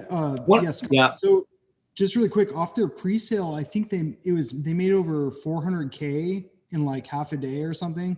And then their sale, I think, is tomorrow, their main land sale. So they were selling like these, like there's a main rail that goes through Minecraft plot, and all the like kind of key people that were on their show and like have been in the ecosystem, we got our own land. So we have some for KROWN, and Lisa's got some for KROWNlandia, and CSX too. There's some there. But then on this like main stretch, they like parceled this land out and sold these NFTs that basically give you a key to operate on that chunk of land. And you can do whatever you want if you hold the key.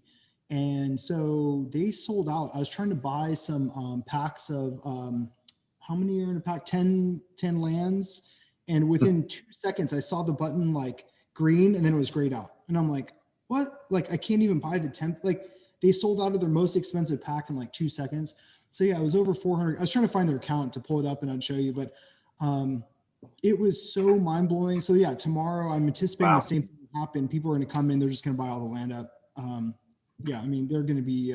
Is there a marketplace for resale? I guess there Yes. must be some kind of way to buy it. It's on but those the rail ones are like the pre-sale ones, and I'm sure those are going to go up as for a bunch of other. It's on the main strip, but their main land sale I think is going to be a little bit more affordable. I can't remember what their prices are or whatever. It's I can pull it up right now actually. It's going to be more, and it's also going to, I believe, be a random distribution, so you don't have to like fight an auction for a particular land or compete with the whales for it.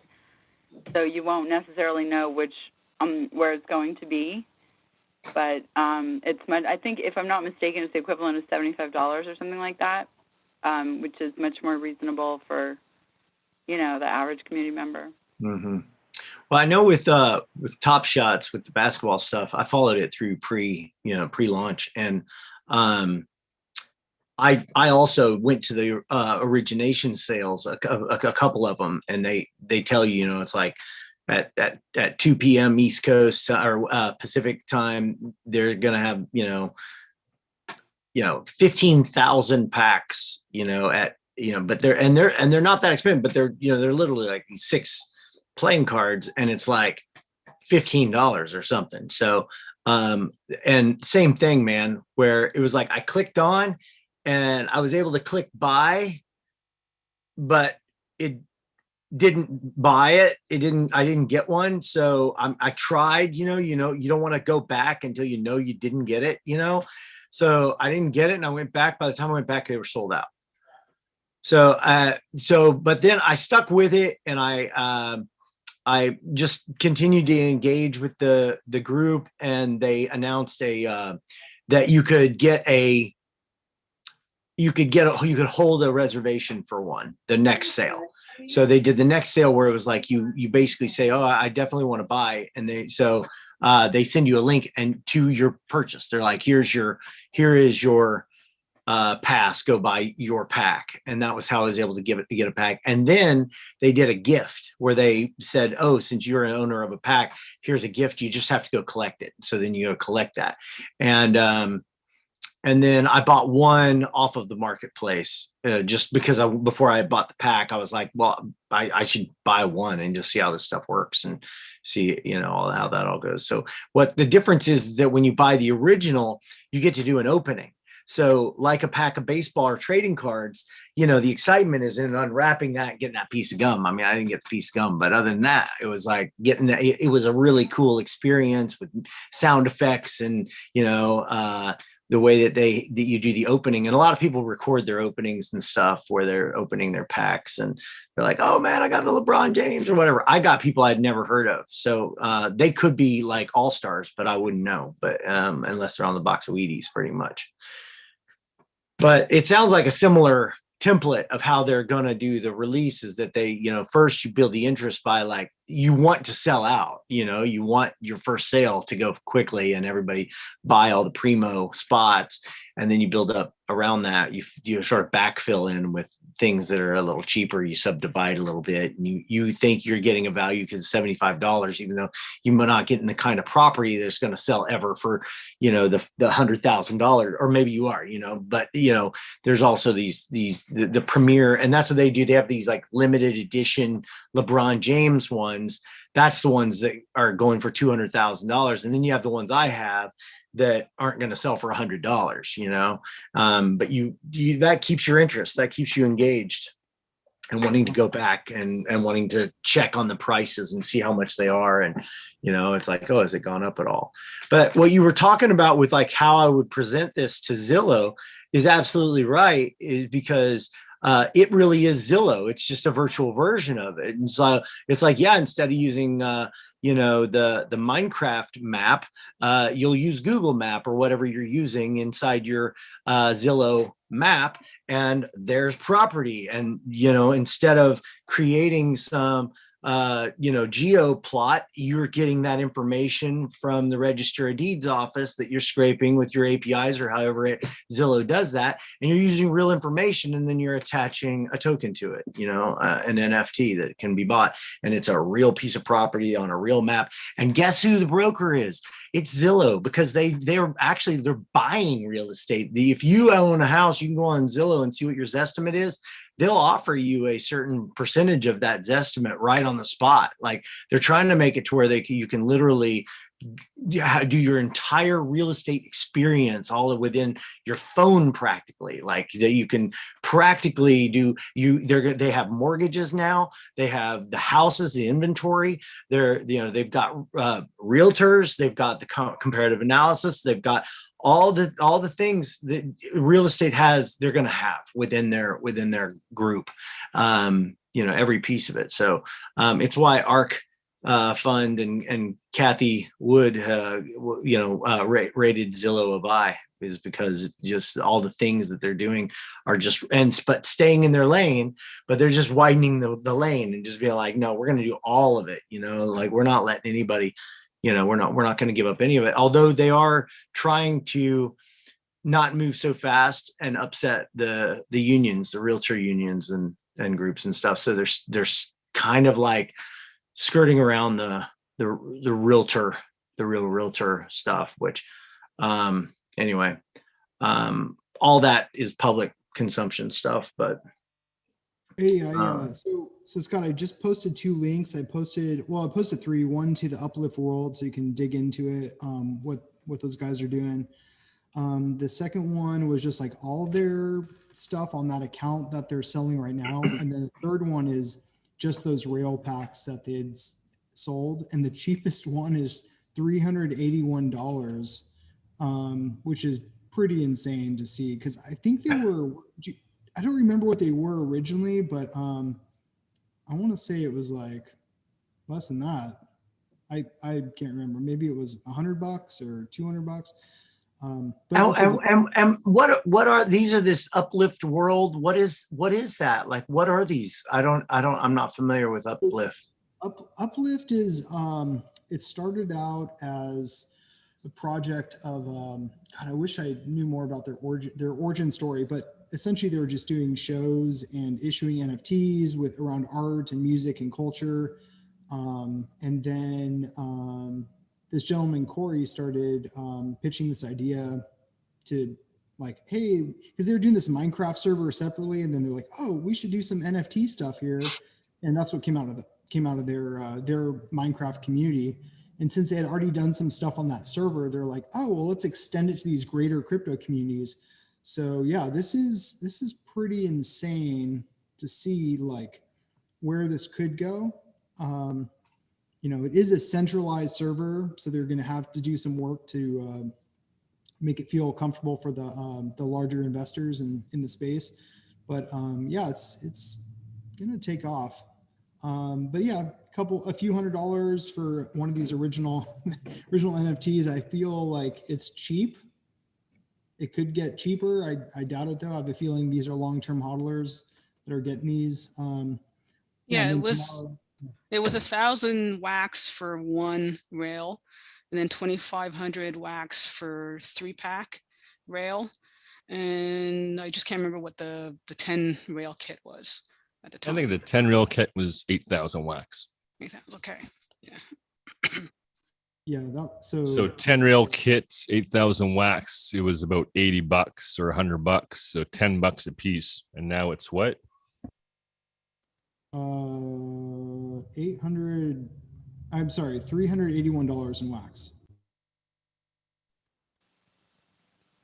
By the way, I wanted to mention we're going to get to hear from the creators of the Uplift World at DACathon. Not only the people we see all the time, but the original players. I think there's 7 original players, and they're going to run a town in the game. And so for the first time, we're going to get to hear their stories, thanks to Greg, who's going to host them in the afternoon next week. And so we'll get the origin stories and the lore. Corey's also mentioned many times on his show that he was inspired by Alien Worlds.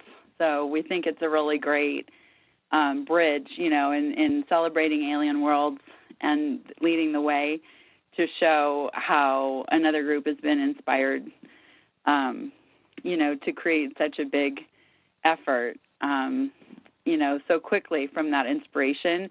And then hopefully to pass that on to everyone else in the community who has their projects and, to take what they hear and modify and brainstorm and think about, what they want to do. So it's a really nice bridge, and we're going to get to hear the origins of the Alien Worlds project and from their team, and then later from the founders of the Uplift World too. And then many individuals you is coming to share, and several other people and communities are too. So we're going to get lots of really good inspiration, and I bet we're going to get lots of really cool cards, NFTs that we're going to want.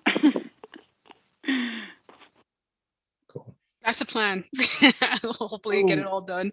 And I just want to, sorry to interrupt just really quick. Sorry. On dapraider.com/NFT, I'm going to post that. You can see NFT sales, and it's Top Shot #1, Alien Worlds #2. Just throwing that out there. So it's definitely something to look closer at for a show. Yeah, sorry about that.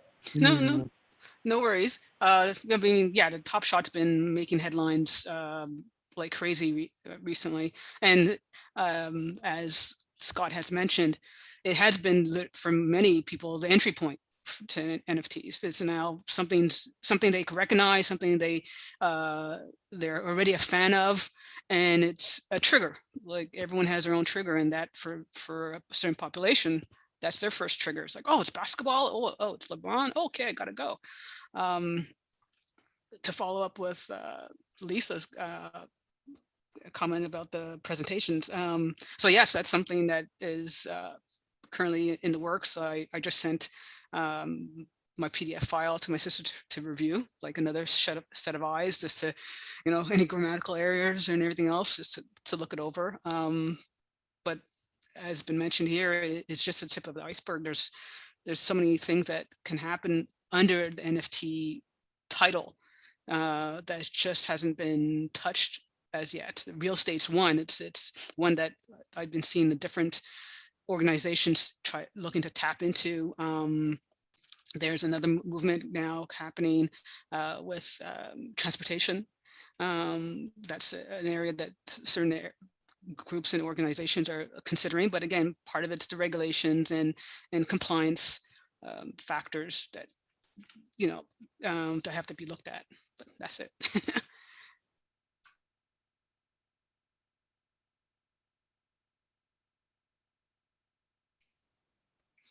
Have you guys ever ridden on those scooters, the little scooters around town you rent and whatnot?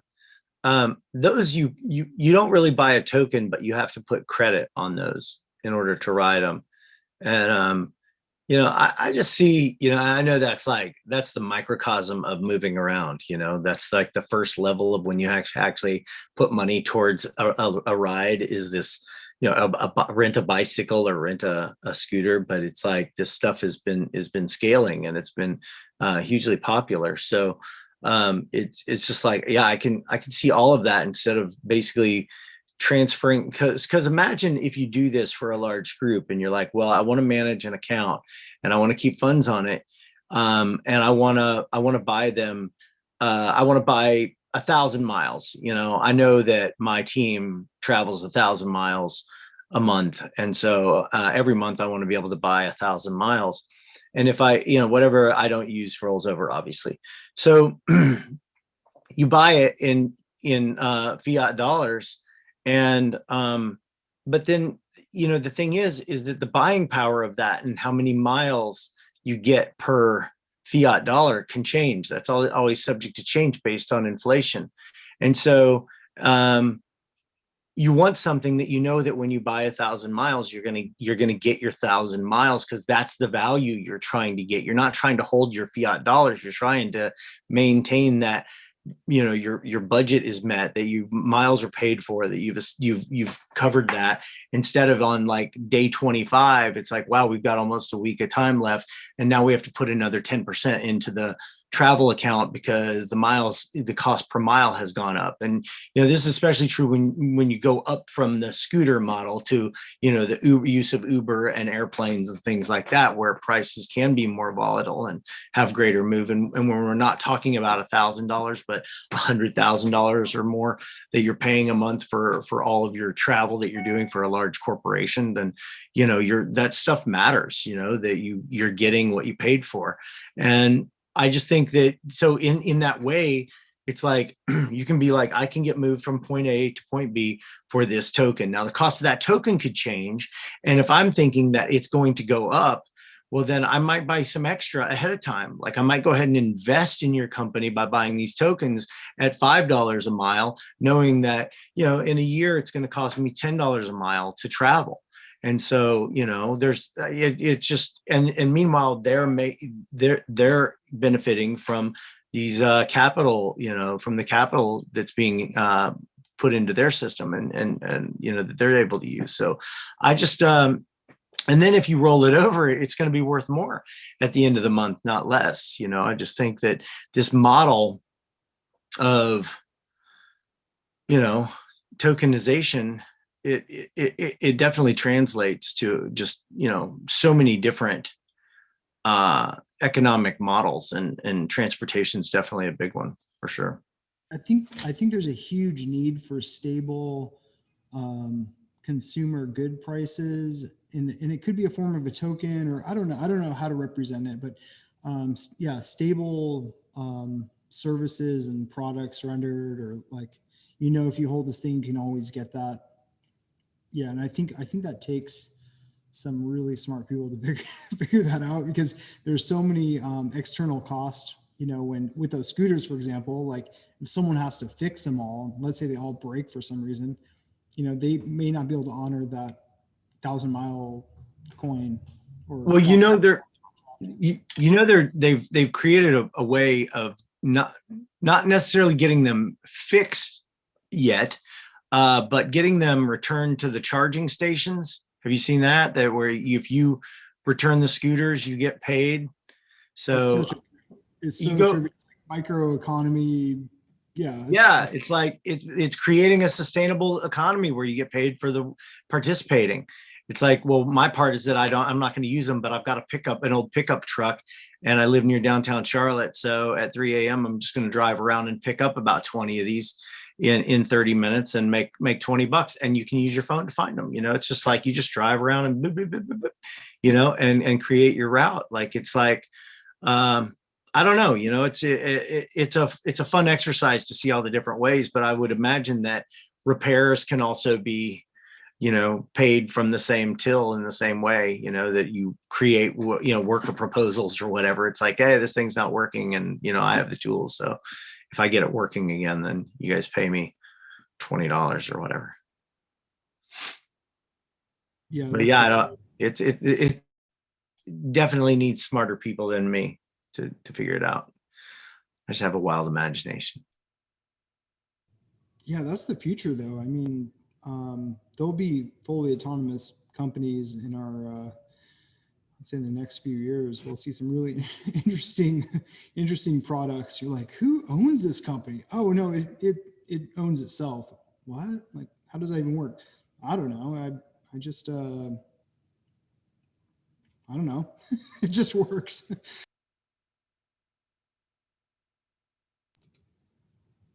Yeah, I kind of wonder how ownership's gonna change, if it's you know, what I feel like a lot of car companies, you know, perpetuated that illusion of like work, just so that people consume their cars. Like, well, you have to have a car, so because you need to get to work, so you can pay taxes, so you can make roads, so you can drive cars on the roads, so you can get to work, so you can pay your taxes.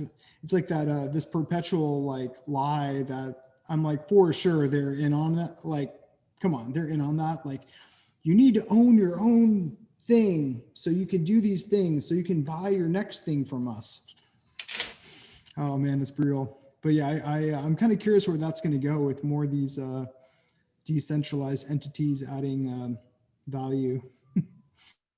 Well, it's interesting, the narrative on buying power, right? Like an uneducated, I have a lot of people going, geez, those damn farmers. I'm like, what are you talking about? It's like, well, in the last year, my food's doubled. I'm like, well, I don't think the farmer got any more money. Actually, his dollar is going less because he's buying food too. So just having education and indexes going, things aren't going up. Your dollar is just not worth what it is. But the narrative, that's never explained. You don't have an index anywhere that has, something other than that US dollar showing these markets, right? So whether it's Bitcoin or some other stable coin or something, but that's when that light switch turns on for people, they're like, wait a minute. So that's, would be more people would be in crypto if they realized we had just better education and charts going. No. And then I'd like to see is crypto, is Bitcoin really going up? You know what I mean? It is based on US dollars, but, based on how much money is just being printed, maybe Bitcoin's been stable the whole time. You know what I mean? If we had another reference point, right? So that's interesting. But if I did only buy food with US dollars, and right now I do, I guess it's colonies. But yeah, out of anything, I would prepay for that. Like I pretty well know what I eat, right? Like that would be a good indicator. And I can go on and on about how that really helps the farmer out, because they don't get paid until they have to go through all the risk of maybe producing a crop after 9 months. And that, no one guarantees them anything. And they're up against the worst risk ever, weather. And that's being, more risky than ever. So having that indicator, knowing what I would eat, would eliminate all these middlemen's banks having to borrow money. Yeah, I can't wait to that day where I can, have my, like Max says, a cheeseburger, but my, I'd have like 20 years worth of steaks, already bought in my app, and you would just, go and transfer it when I picked it up. And obviously there's better ways to be independent and sustainable. And that's growing my own food. But, unless I have my buddy Brian here tending what he does good of raising livestock and stuff, I'm not going to be that guy. I can only do so many things. So now you need a community. Great. So, trying to be independent. There are things that I'm always going to buy from somebody else that does it better than me. I'm not going to have a whole cattle farm, but I'd really like to have my wallet right now full of steaks rather than Bitcoin. And right now Bitcoin's, it's a transition to that, you know what I mean? Because I'm feeling that this is going to be a hedge against my dollar going down so I can still afford steaks. But yeah, that's where NFTs are taking us, is that, past the collectibles, past the gameplay is, let's send a real indicator here to the real primary producers to keep these systems going. And, maybe this year we're all feeling a little bit more confident that, there's going to be foods in the stores. But remember this time last year, right? I was worried. Yeah. Right. Sure. I think we were all worried about like, oh, these systems aren't meant to really help us. And then you realize that there's false middlemen that were manipulating the whole things, especially say in the meat industry. They realized, oh, we can produce less, double the price, and no one's going to stop us. And you know what happened is the farmer had to kill his meat, kill his animals, because that middleman was fucking around with the whole market. So a lot of things there, but just, I like where you're going, Max. Steak NFTs is what I'm getting at.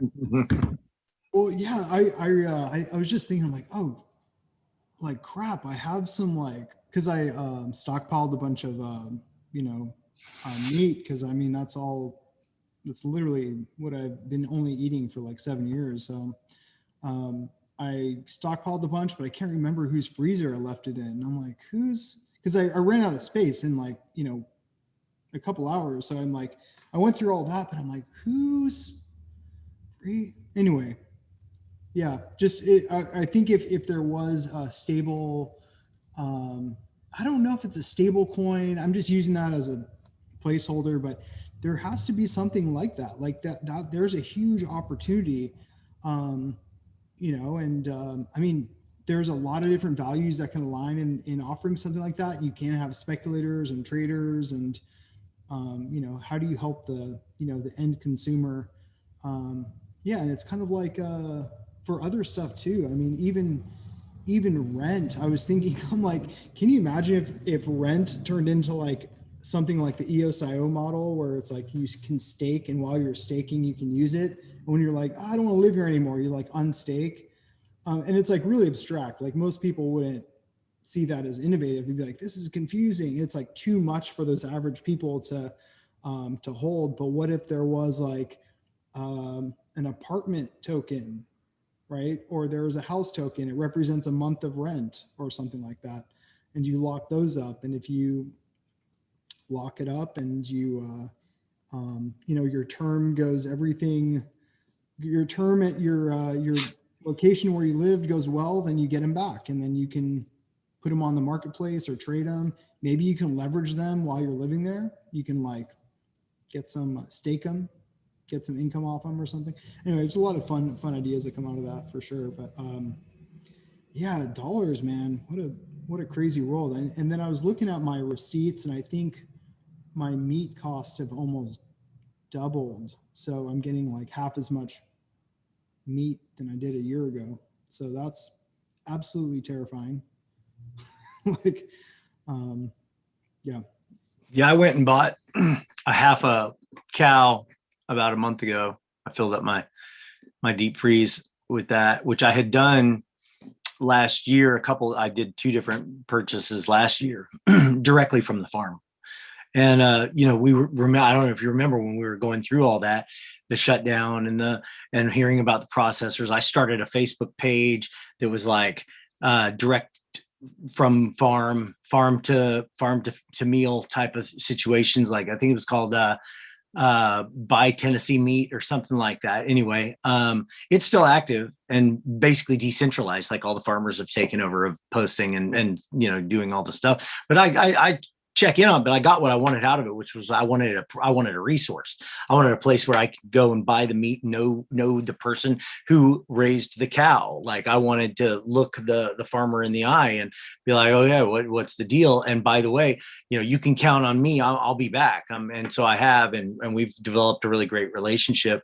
In fact, last time I was out there, she threw my kids on a horse and let it ride around. So like we've become,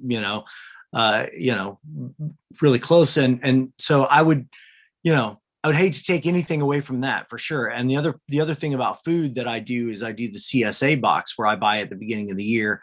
And so if prices change, I still get a box of vegetables every Sunday. So I'll do that again this year, I'm sure. And yeah, as far as the meat, this is pasture raised Angus cows that are really well treated. And I get it for $7 a pound.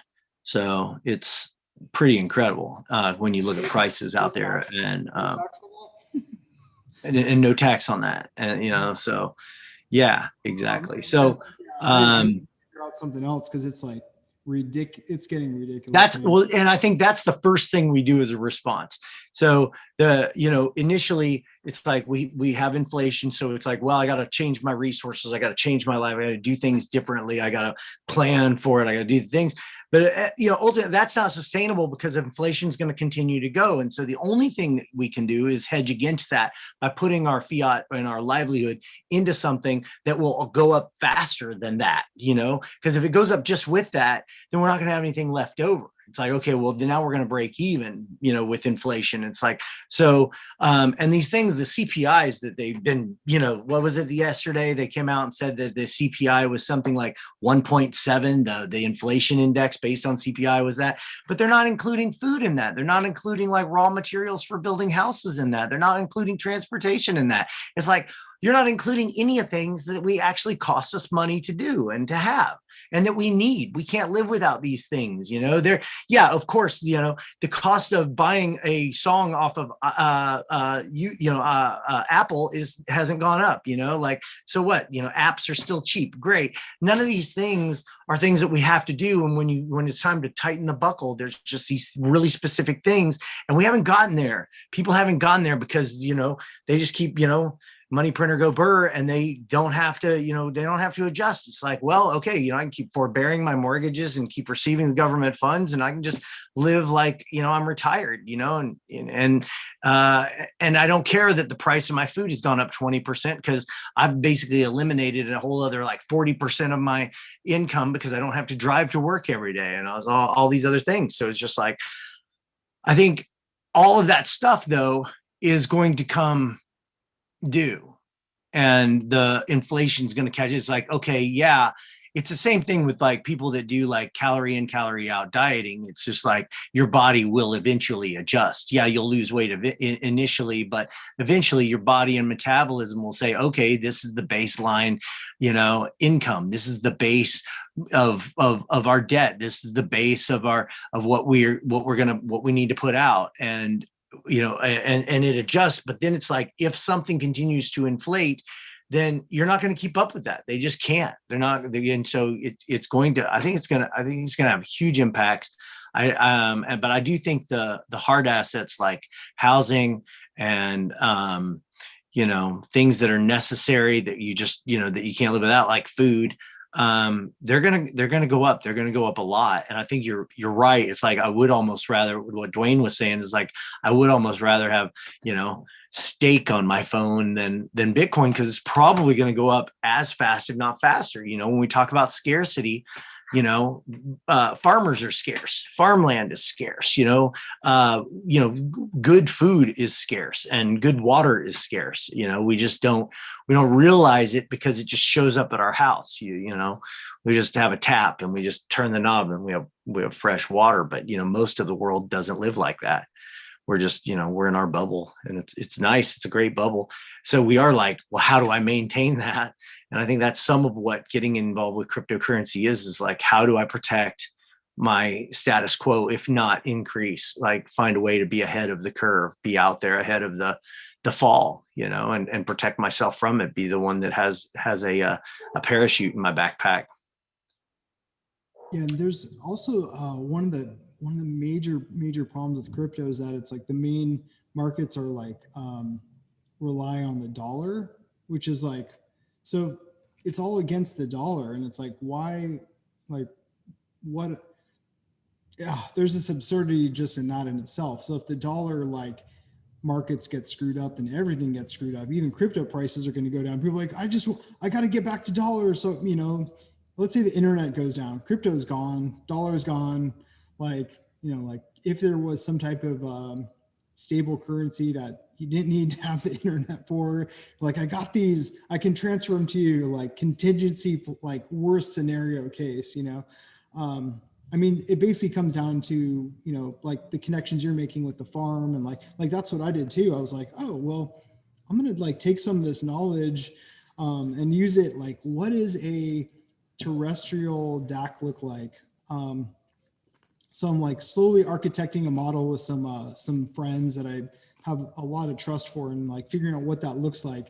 But along those lines, it's like that's, you know, the community of what you built is the value. The token just it's just like, oh, here's like, you know, kind of how we use KROWN. Here's the gift. Here's like the, it's like, have you ever paid, like, this is a weird feeling, but have you ever paid for something in like silver or gold?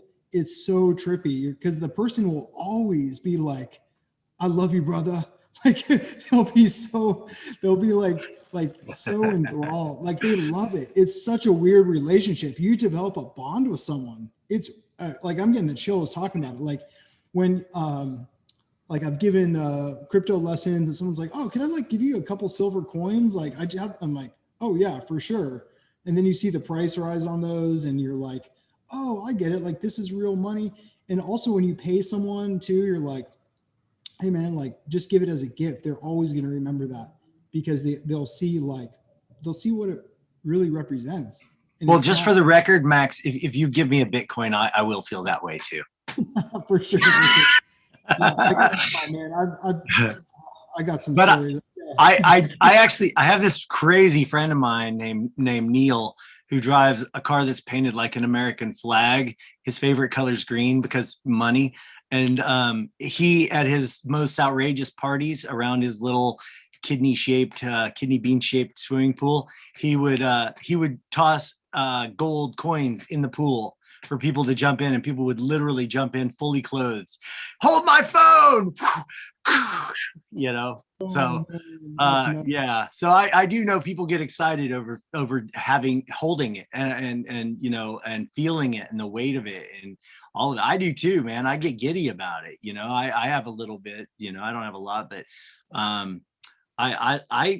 there's something about it that, like, to be honest, I think that Bitcoin's going to outperform gold in the coming years financially, but I just can't bear to give it all away. You know, I can't sell it all because this is like so nice to have. Just like, it's like, oh, it's so heavy. It's like, wow, this is like real. It's like, you can't make this, you know, like you cannot create this, you know, like this is from the ground. This is the way, like, I don't know, like from the meteor or whatever. I don't know where it came from, but you know, it's like, yeah, there's something nice about the physical aspect and the weight of holding that. But then again, I can't like give that to somebody instantaneously in Japan if I wanted to pay for something online, you know.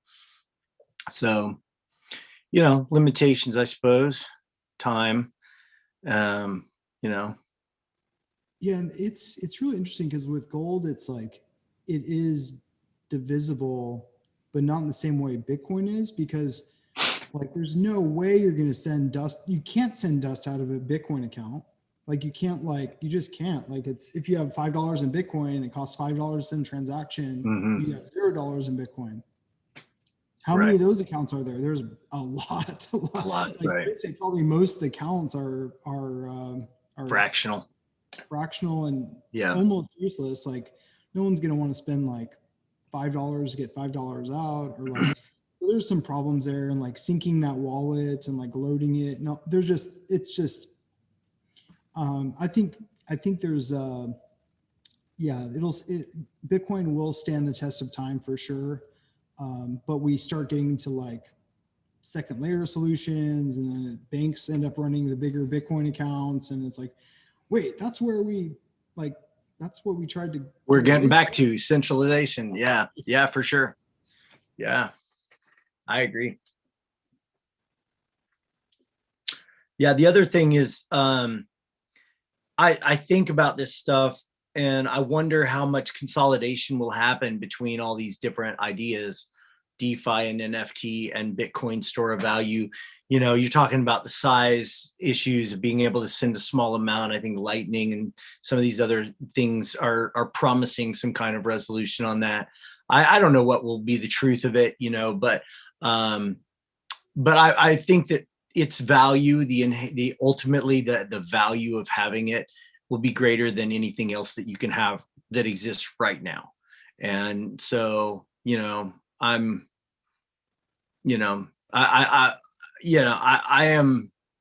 have cognitive bias, you know, because I am, you know, I'm an investor, and I'm committed to this route of being involved with cryptocurrencies, whether it is with the NFTs or whether it's something that we create from our imaginations or whatever. I just know that it'll be a part of my existence, you know, at least for the rest of my life. I'm not imagining that it's going to be less. I think it will be more, and we'll be like the godfathers of what happened, and be like, yeah, I remember those Zoom calls that we were doing, you know, while our kids are sitting around having their holographic meetings and, you know, whatever. So, I don't know. I think it's really exciting though. I think it's super exciting. And with that, I think I need to close out. I've got a kid getting home here in just a few minutes from school. And but damn, it's good to see and hear you guys. Really great. Yeah, Yeah, really that good to was see that was you. awesome catch up, man. Say hi to your lovely wife. I will. Thank you.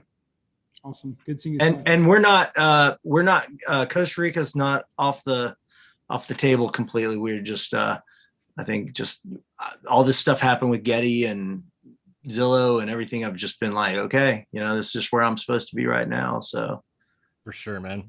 but Yeah. I hope you're happy down there. Is things going well? It's it feels like home, man. It's beyond happy. Yeah, I'm feeling healthier than I ever have been, and life is good. And just to comment on what you said, when you think there's restrictions, the restrictions or things that maybe others would seem as like things didn't go well has led me to the perfect place. And I think it's meeting those challenges at the time without getting angry, breathing deep and realizing things always happen for a reason. Because if, bad things wouldn't have happened in my life, I wouldn't be here, or the challenges, right? So it's it's realizing that, I guess, like I said before, repeating myself, that universe knows what's going on, and you just surrender to it and realize, you're all good. You're all good. And then manifesting, I'm not confident anymore that I'm doing it at all. It's just surrendering to it, right? And realizing we have everything we need, right? It's pretty easy. Like last year, I was depressed. I was down and out. I was thinking, things weren't good. And that's, I think, the key to it. Your mind determines, all the outcomes, all the incredible rewards are right in front of you. It's just having the right mindset to be able to see them. Well, I love you. I'm glad you got through that. I'm glad you found a place that you can feel like you're at home. And I hope that I can come visit soon. You bet, man. I can't wait. All right. Love you guys. Love you, dude. See you, man. Wow, who else is going to pop in? I'm waiting now for the next mystery guest we haven't talked to for a while. Yeah, that was awesome. That was awesome. I know. It's fun. It's fun to hear everyone's perspective too, like what's on their mind, what they're thinking about, what they're doing, and how it evolves and connects in with all the things we've done over time, mostly that you guys have done over time. But Yeah, it's so cool to see how people that add a real value are doing great. And we know that. The people that we connected with, we resonate with them like, oh man, like you have a lot to offer, like in not just our community, but in the world. And like, yeah, it's just amazing to see him crushing it. It's awesome. I mean, there's rough times we all had for sure. And, but yeah, I think that's part of growing and moving up. So yeah. Really, Well, how would we know and appreciate the good times then, I guess? Exactly. That's why we're here in our physical bodies. I've been thinking a lot about it too, that like when certain members of the community are engaged in the activities that generate funds of various types, how like watching some of that to see what happens to the flow of those funds as they travel from one person to the next, to the next, to the next in the community. And it's really fascinating. I've never quite seen it so directly, but it like that has impact to everyone along the way. And I'm not sure the value decreases along the way either. I mean, I'm not really sure of the economics associated with it. All I know is like, hey, look at that go, helping this person, this person, this person, this person, because there's like, whether it's buying someone's NFT or whether it's thanking someone for building something in Uplift, or, paying for A.W. Butler services, or, thanking someone for doing videos, or all these various things. And it's literally the same flow. You can just see it go around. So it would be interesting to study further. And I think it's great to think about that as communities that are working so well and closely together. Like, what does it mean when there is a flow of resources that comes into the ecosystem, and like it almost seems like it can be maximized, to use a difficult word. Yeah, there's a lot there with there's a couple platforms I can't remember, but there's like analytics platforms you can kind of see the token flow, like visualize it, and all those are super interesting. But I think the being able to see the strength between communities, like how they circulate the tokens, will be interesting. Like there could be some really cool ways if we knew exactly what was the story we're trying to tell about that, like how to represent it visually. I think there's some really, really cool stuff to do there.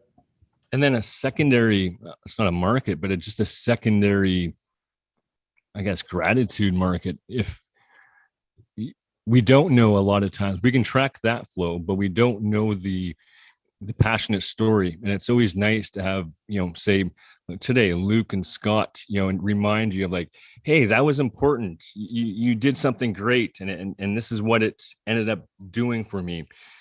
To create that narrative, I don't know if it needs incentive, it needs someone's time and a reminder, but that at the end of the day is the real value, right? I just remember going to all these meetings and once in a while I guess like any sort of engagement, if something doesn't go wrong, you sure hear about it, right? But a lot of times if things go great, you don't hear that compliments or that feedback.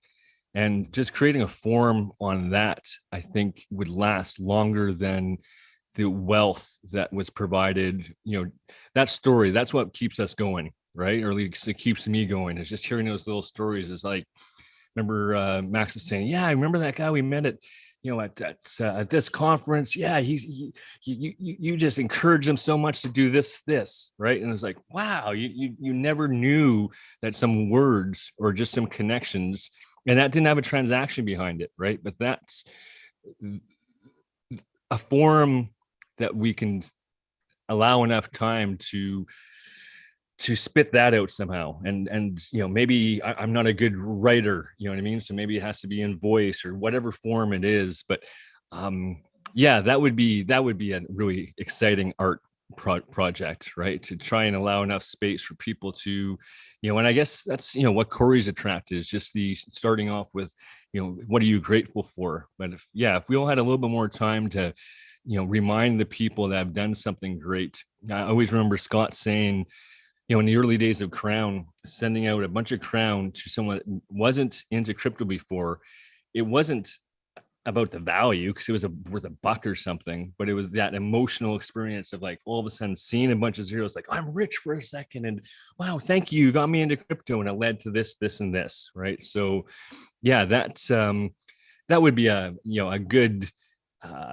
entry into the Dackathon. I don't know where you start, if it's just I guess it's already started, just maybe putting up more gratitude walls and asking that question a little bit more. Maybe that's all that's needed.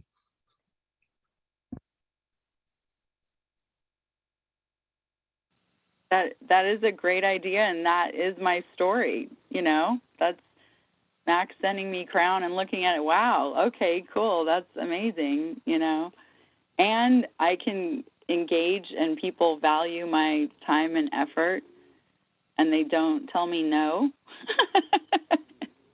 They might tell me, hey, why don't you start a different Telegram group because you're getting so much interest in that topic.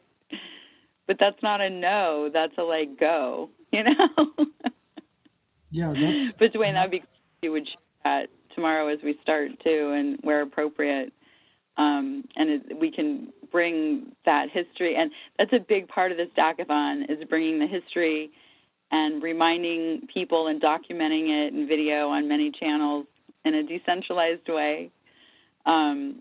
These stories, for everyone. And when talking to Greg about the uplifters, early builders, it was like, wait, have they documented their story collectively? Have we done this before? I'm thinking of like how the Paley Media Center does it for like different shows and stuff. They get the cast and the producers and everyone together, and they, document it for that point in time. And certainly that was the intention of the Alien Worlds Award, which was, thought of way before any of us were really, doing anything official with the group or a community site for the group. We recognized that the team had gone through it. They'd been in the trenches.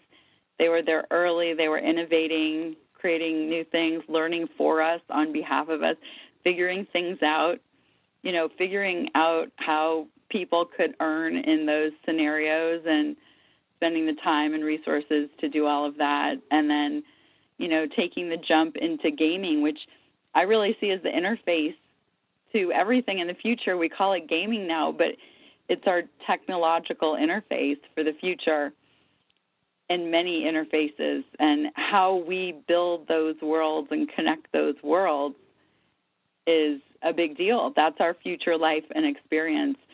So by leading the way to inspire us and say, look how this works, look at this, isn't this cool?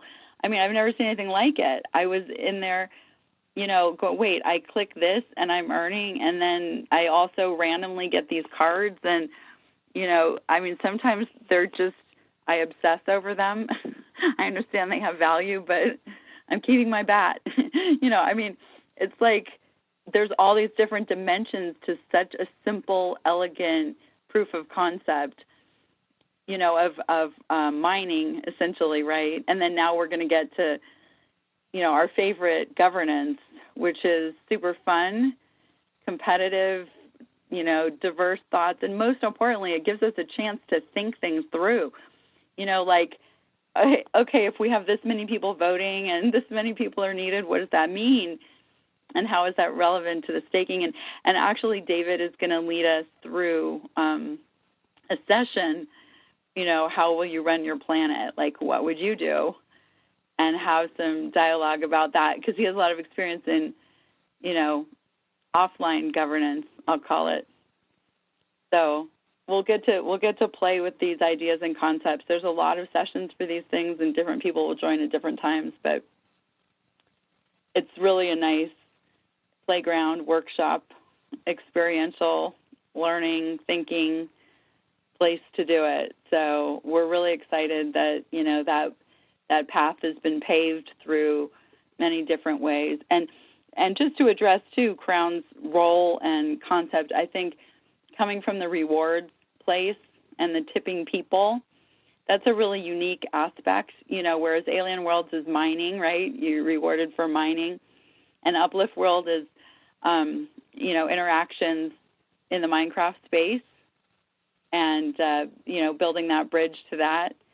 But KROWN's unique place has really emerged as the evolution of tipping in the Telegram group, but this rewards to people. So instead of buying something, a product, or even like contracting for a service, it's like, hey, thanks for that, And Greg tells me we can add tipping boxes to the places in Crownlandia, so I'm eagerly awaiting that, maybe a little while, but it sounds cool that we can do that and track that transaction and add extra rewards. So we're looking forward to exploring that. He's going to talk a bit about the experiences we'll be able to do in Minecraft as best he can imagine them now, and then engage the community, because a lot of the community wants to know, the landowners, the people who want to bring in other places like Crownlandia, bringing in people to set up places or to have them built for them. We all want to know. We all want to think and brainstorm and play in our imagination even before it's launched. So they're going to give us some more food for thought during the week, and it's going to be fun. So looking forward to it. Feel free to jump in wherever you guys are. And just to reiterate, if anyone's listening, if you want to join in as an attendee, go to dacathon.com and register. If you have a project or a community and you feel that you could fit in a session really well, please let us know in the Telegram group at Dacathon so that we can get you slotted in there and added to the schedule. If you think it needs a whole nother session, like we had a group of people who said, hey, we've been, operating businesses in virtual reality games, and we want to share what we've learned with you. It's like, yeah, we'll add a session for that. Sure, why not, right? Everyone's going to want to hear that. So if you need your own session, again, please let us know at DACathon, and we'll try and include. I mean, also, I should say, if you want to volunteer for future DACathons, we could use some help, making sure everyone is invited and confirmed and all sorts of other social media and such. So, yeah, let us know that too. So there's my commercial interruption. Back to you. Oh no, that was great, Lisa. Yeah, I wanted to just respond to some of those things, but I totally just forgot what I was going to respond to. No, I was going to say, yeah, the cool thing about like building communities like laterally versus like hierarchically, did I say that right? Is yeah, you can kind of do whatever you want, and I mean, you'll get interest in it, and then you'll get more stake in that community. And if the community is interested, you will not get stake in it. And then you will not work on it because you're not getting the stake in it. So I think that's the something that I've learned in working with these community projects is like, yeah, do whatever you want, but if people can't accept it, then you're just not going to get the reward. It's that simple. It's just like, do it. If it works, you get it. But if it's too much, then you'll have wasted your time and you'll not get more of that reward. So,